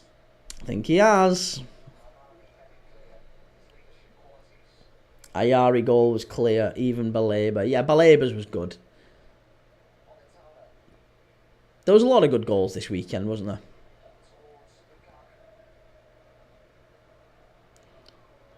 Lukaku just...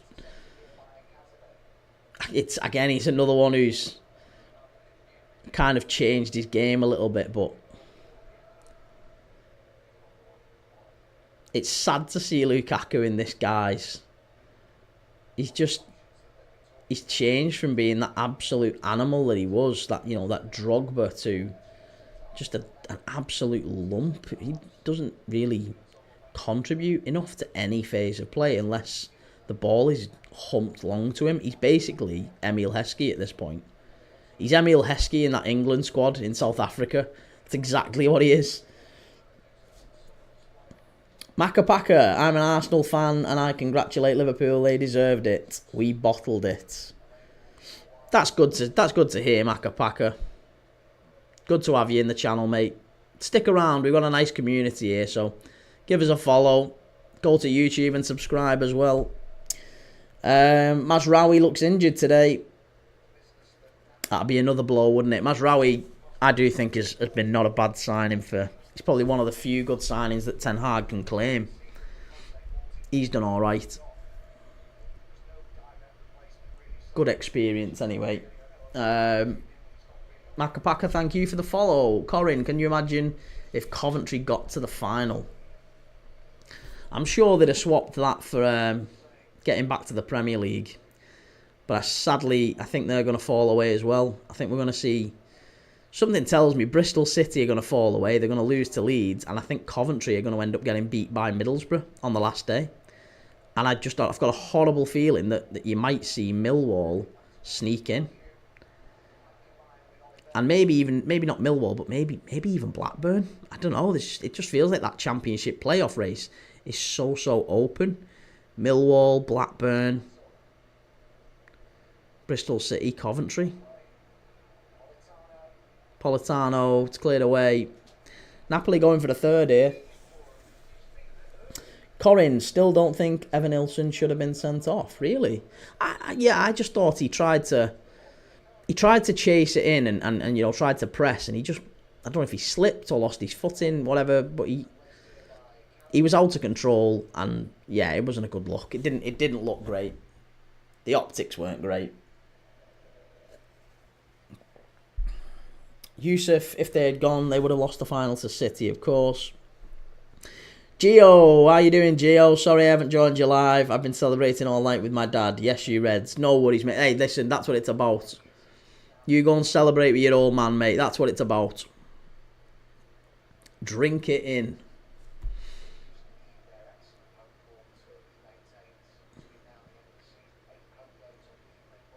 I would have loved to go to Liverpool today. The atmosphere would have been bouncing, wouldn't it? Not just in the ground, but just around the city and everything. It would have been brilliant. Definitely would have been worth going to one of the fan parks or something. Gio, yes sir. So happy we did it. Yeah. It was unreal, wasn't it? Atalanta goal. There you go. Told you they'd come back. Who scored? Is it Retegui? Yeah, Retegui penalty. He's top scorer in the Serie A, Retegui. Still only 25 as well. He might be one to watch as well, this summer. He's got 31 games and 28 goals and assists this season. He's been prolific. 25 years old, and they only paid, how much did they pay for him? 20 million from Genoa. Not that long ago, he came from Boca Juniors. I think he was only at Genoa a year, wasn't he? Genoa signed him from Boca, and within 12 months, Atlanta paid 20 million for him. But he's got 28 goals and assists in 31 appearances for Atlanta. Flying. Fabulous signing.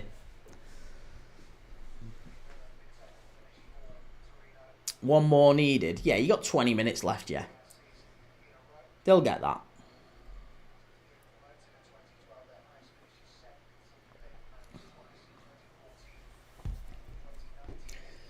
Yes, Scouse House. Yeah, that's the only one I've ever used. It's the only one I've ever used. Mainly because I've heard of other ones that I've not just heard, I've seen with like my mates and stuff, where they've not paid out on things that they definitely should have paid out on.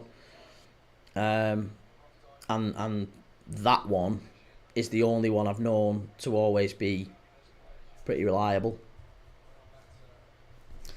Gio will be a Man City Palace final. When is it? I don't know the actual date of the final. That's a good question. Let's have a look.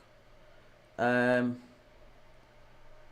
Cup final. Crystal Palace City. 17th of May it is.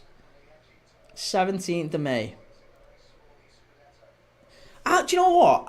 That is outrageous. Palace have 2 Premier League games.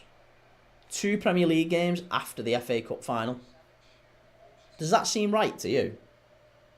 2 Premier League games. They've got to play Wolves at Selhurst Park, and then they've got to come to Liverpool for the last day of the season, where it's going to be obviously the trophy lift and everything.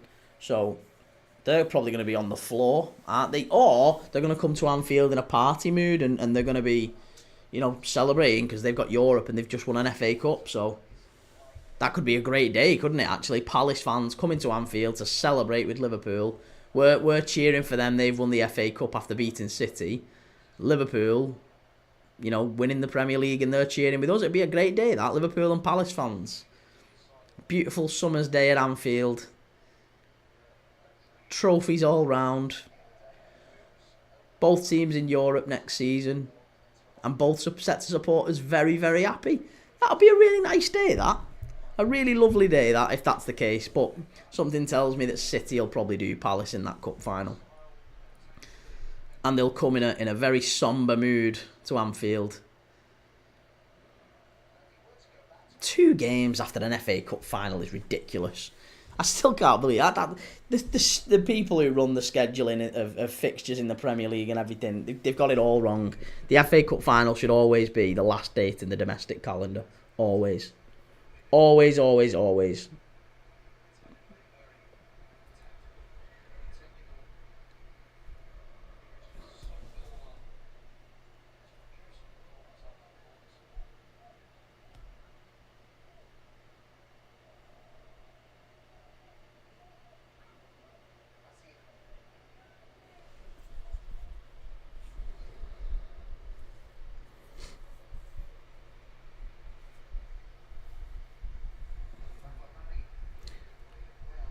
Well, Napoli have played thoroughly well here, I've got to say. I mean, 20 minutes left. They've had a couple of really, really good goals. McTominay scoring.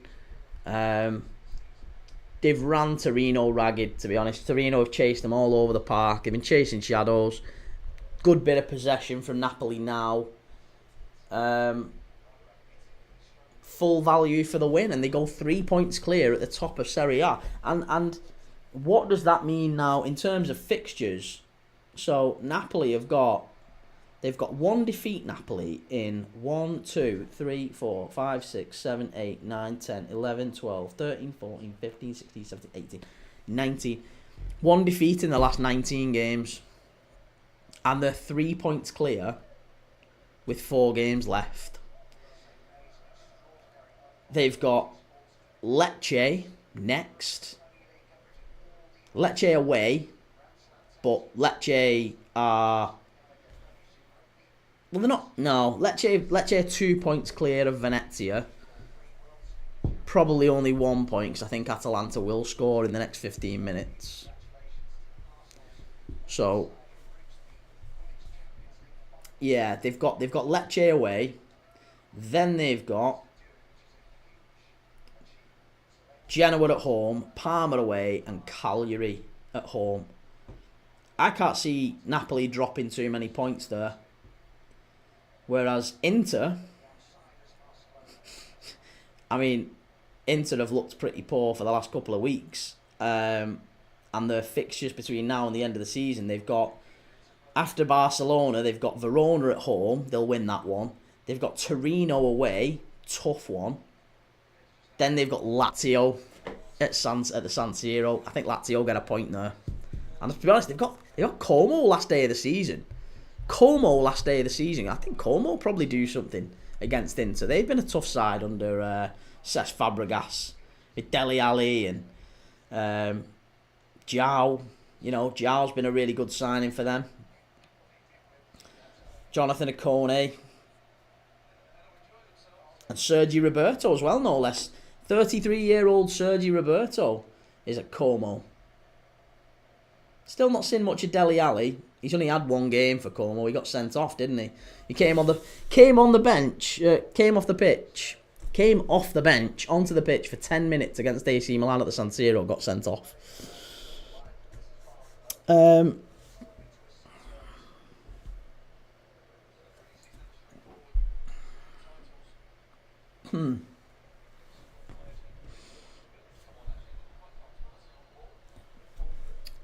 Ben, you forgot Albi Moreno. Yeah, and Pepe Reina as well.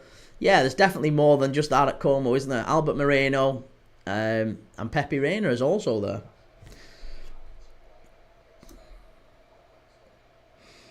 No skill, Aaron. I think Palace win. Low-key Glasner is a genius. He learnt from that league game. Ah, well, that's what he says. Ben, here's one I thought was going to be class. Thiago Ilori. Do you know who else I thought was going to be class? Gabriel Paletta. He was Argentinian centre-back who he signed from Banfield. And came from Banfield to Anfield.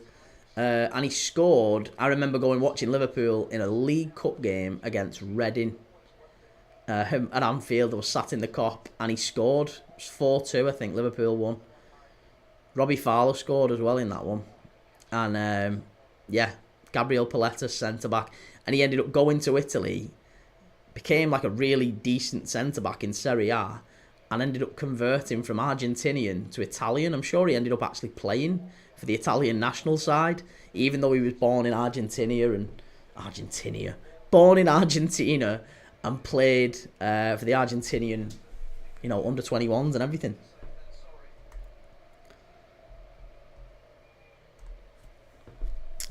Scouse House, any more games tonight that I'm watching? No, mate, there's no more games tonight now. That's it. Thank God. I'm going to give me voice a rest. Stop talking for a little bit. Try and get a good night's sleep. Hopefully wake up tomorrow feeling a bit better. Because this is still going to see me off this cough, I think. Corin Dele Alli, glad he's not at Everton anymore. Feel bad for him, though. Yeah,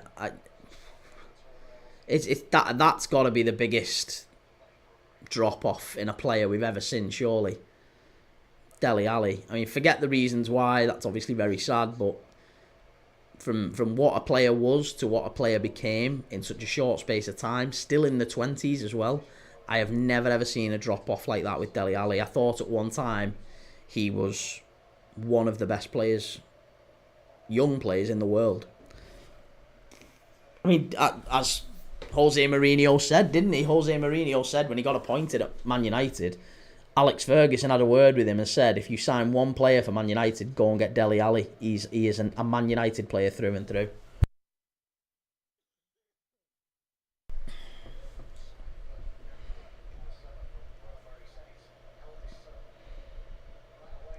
And I mean, to be honest, that's Sir Alex Ferguson who also said that Phil Jones could well be Manchester United's greatest ever player. Alfie, are you doing any games tomorrow? I am, mate, yes. I'll be doing 2 games tomorrow. We're doing a 5:45, so we're back in Serie A tomorrow. We're doing Udinese against Bologna. Bologna, big chance for them to get into the top 4. They can go above Juventus if they beat Udinese tomorrow. Udinese not in great form. So Bologna tomorrow, we'll be looking at Lewis Ferguson, another ex-SPL player. Did very well at Aberdeen. And he's now the captain of Bologna. A very good midfielder. Very similar to Scott McTominay, I guess, in many ways. Lewis Ferguson. So we'll be looking at him. He's been really good for Bologna.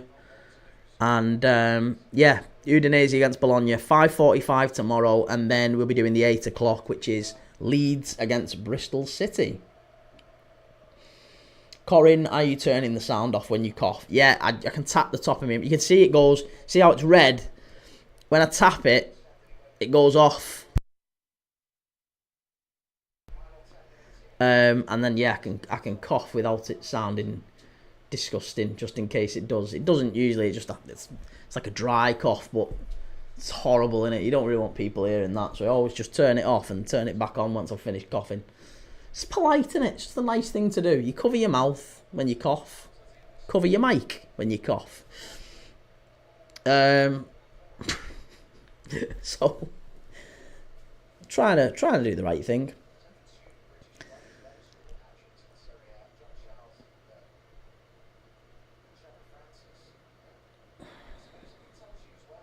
There's been some very good... They're just talking now about British players who've come to Serie A and done very, very well. And they're talking about, John Charles, Trevor Francis, David Platt as well, another one. Gascoigne, obviously had a really good spell at Lazio. David Platt was great at Sampdoria, wasn't he? Been a lot of very, very good players. Mark Haitley as well at AC Milan. A lot of good British players who've come to Serie A and played well.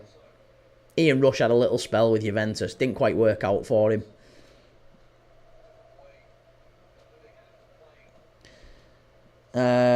Shea Smith, man, what a day. Still can't believe we are officially champs after so many last few seasons of hurt. Great game, wasn't it? Great game, great performance, good win. And a really emotional day for Liverpool fans. It was a really good day. Brought tears to my eyes. Corin, David Platt was great in Corrie. Scouse, I'll see you tomorrow, mate. See you tomorrow, lad.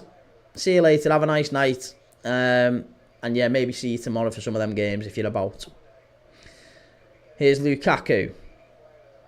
Gives it off. It's going to be a McTominay maybe not McTominay hat-trick, but certainly McTominay man of the match. Billing.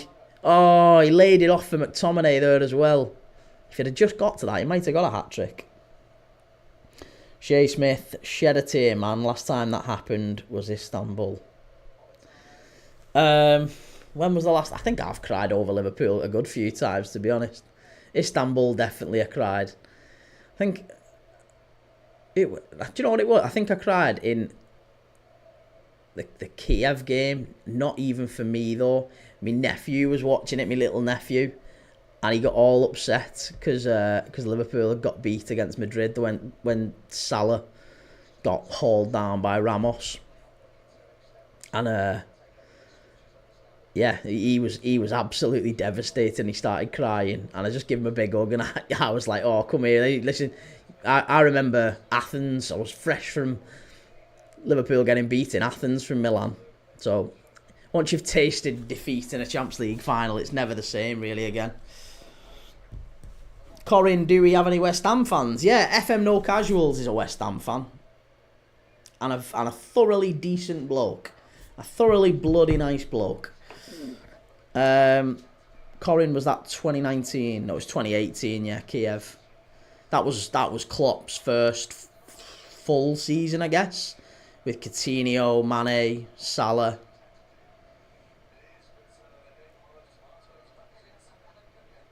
It was a wonderful, wonderful game, that as well. And I think, yeah, the Carriers final, as it was always likely to be called.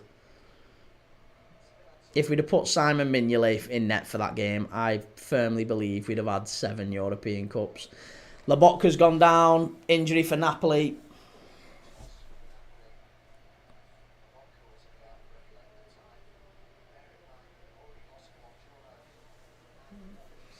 Right, Velukovic is coming on for Torino. Messina coming off.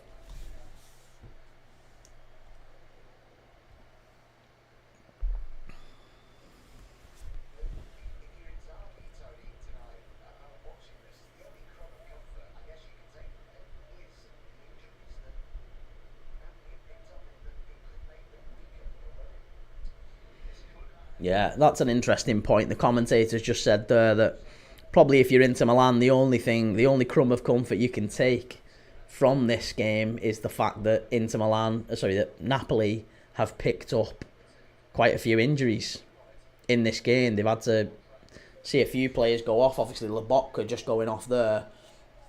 But they also had before that going off Anguissa, Billing coming on for Anguissa, and Bongiorno coming off for Marin. So Billy Gilmore's just about to replace another ex-Prem. Billy Gilmore, ex-Chelsea and Brighton. Billy Gilmore about to come on for Lobotka.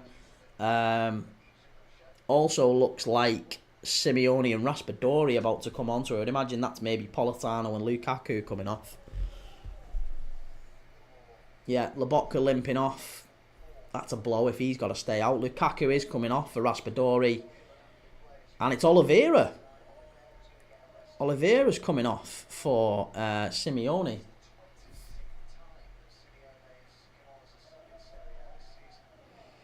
Giovanni Simeone, another centre forward.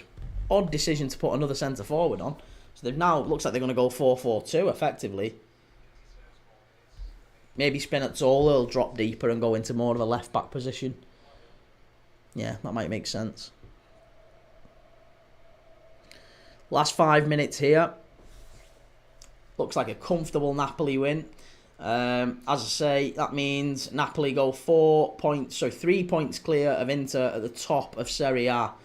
And they have a 29 goal difference, plus 29. Inter is much, much bigger. Inter's is 39, so Napoli plus 29, Inter plus 39. That isn't going to get eroded over the course of the rest of the next 4 games, you would think, unless there's a really big defeat or a really big victory or two for either side. I don't think 10 goals is gonna swing. So you'd imagine that it's going to be down to points, and if it does finish level, Inter probably take it. So Napoli are going to have to make those next few games count. They've got Lecce away next week. That'll be one where they have to win. Lecce away, then they've got Genoa at home. Parma away is going to be a very difficult one. And Cagliari at home.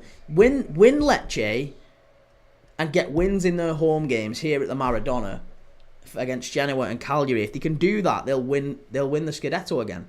They'll win the Scudetto. Wojciech, hey, how you doing? Good to see you, Wojciech. Hope you had a good day, mate. No skill hour in Atalanta, 21 shots, 1-1. I know. Well, you're getting down to the final minutes, mate, now. Final few minutes, 1-1. How many minutes have added on time?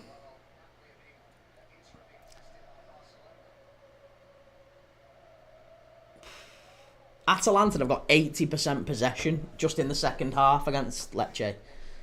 And their XG is 1.55. 3 big chances, 2 shots on target, no shots on target for Lecce. They are absolutely peppering them. They are battering them in this second half. They've got to get something. They've got to get something. That would be a big result, actually, if Atalanta were to drop points, because Juventus and Bologna could both still, in theory, catch them. Maybe even Lazio, you know. Lazio, if they get a big result tomorrow, they're going to play Parma tomorrow. Lazio getting... That's one of the most competitive. There's 1, 2, 3, 4, 5, 6 teams. It's any 3 from 6 still. Going into the last 4 games in Serie A, any 3 from 6 will get Europe. Lazio, Fiorentina, Roma, Bologna, Juventus and Atalanta. Any of those 6, 3 of them will miss out. McTominay in. Great little run there. And McTominay playing Ozil style passes.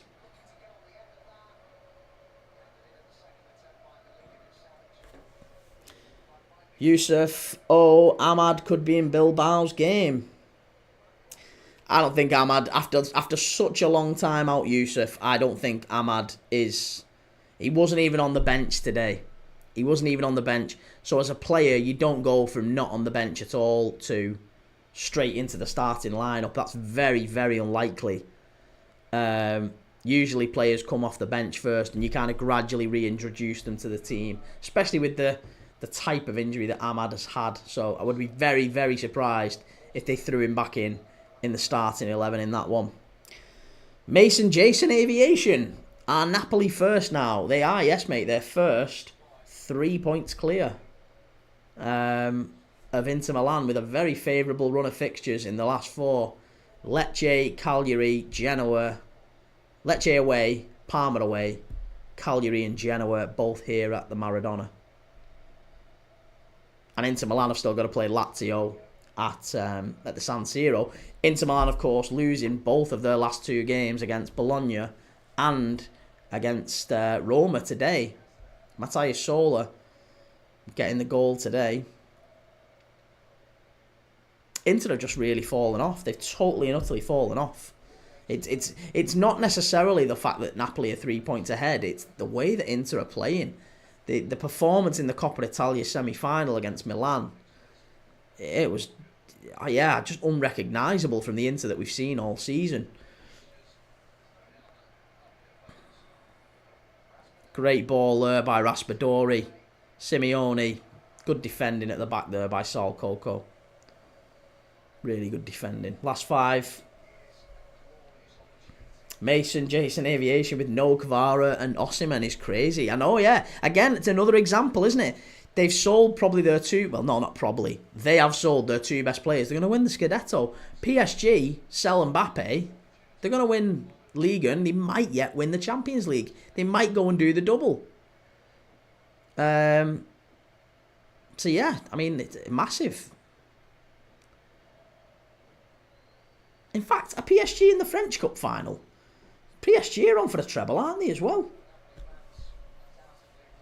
Who's in the French Cup final?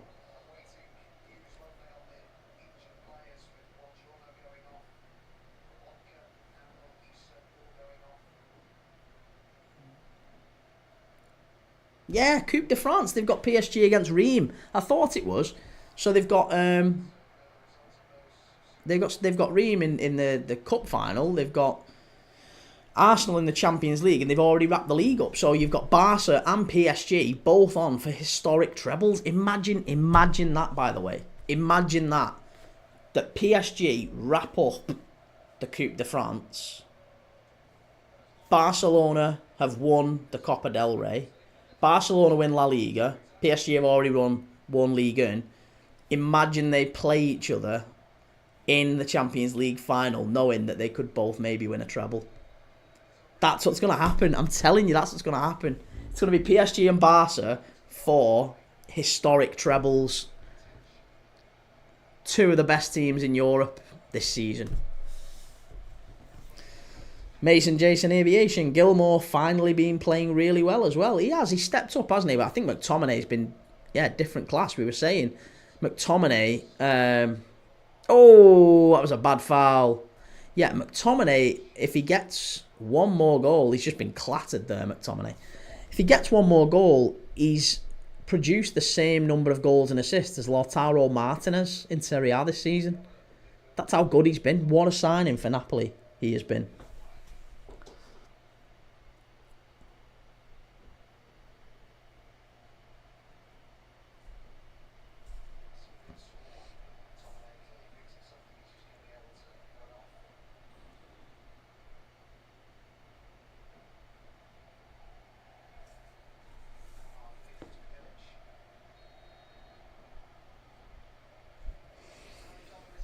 Lukaku plays for Napoli as well. Yes, he does. Yeah, he's not been playing all that well recently. He's not played great today, but yeah, he does. Look at that as well. Distance covered tonight. Scott McTominay has ran over a kilometre and a half more than anyone else on the pitch. He's ran over a kilometre and a half more than any other player on the pitch. And that is when you look at it and go, how have Manchester United let a player go who loved the club, adored the club, and you can see there's a player there. And he's running rings around these in Serie A. And even if, do you know what? Amorim would have looked at that and gone, forget the fact maybe he's not got the best quality on the ball, but he's running literally round, running rings round him. He's putting everything into it, the intensity, the energy, the effort. Like, that's just missing from the United midfield.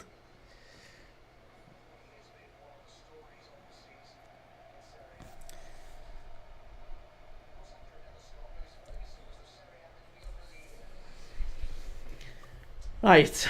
The ref's about to blow up here. Mason, I remember prime Napoli with Mertens and Insigne. See, when I always think of Napoli, I think even further back. I think of Cavani and Lavezzi and Maggio. Those sorts of players. Cavani and Lavezzi was a great one. Xavier, you got school runs tomorrow, mate. I have. Yes, I have. Monday morning, school runs. And then home, filming, editing videos, new video out tomorrow, and then live at 5:45 for Bologna. So, yeah, we'll be live at 5:45 for Bologna. We'll be live at 8 o'clock for Leeds against Bristol City. And then we're live every single night this week. Tuesday, Wednesday, Thursday, and Friday. Make sure you've subscribed if you haven't already. Nicholas Arnaud couldn't be happier today that Liverpool won. Cheers, Nicholas. Yeah, really, really good day. Big day for Liverpool fans like me. Very emotional day. And, yeah, it's been a good football day as well. Good football day. I think Bournemouth should have beat United. That's the only thing that's taken the edge off it. But otherwise, Liverpool have won the league. We've watched a good game here. Scott McTominay scoring 2 to put Napoli 2-0 up and top of Serie A. McTominay's about to win a Serie A title. Unbelievable. Xavier, so when this last GCSE done at 9, finish at 11, go home and school's done. Nice. Enjoy, mate. Enjoy. Right. Well, I'm going to shoot. I'm going to end the stream. Again, if you haven't already, make sure you go to YouTube and subscribe. Premier League Dad, go and give us a follow as well. Go and give Premier League Dad a follow on TikTok or Twitch or Instagram or X or wherever it is that you're watching this now. We're live across all of them. Yeah, we live stream football matches every single day. If there's a football game on, chances are I am live. So I will see you tomorrow for Bologna Udinese and Leeds against Bristol City. 2 big games. And I'll see you tomorrow night. Have a nice night, everyone, whatever you're doing with your Sunday. Take it easy. I'll see you tomorrow evening.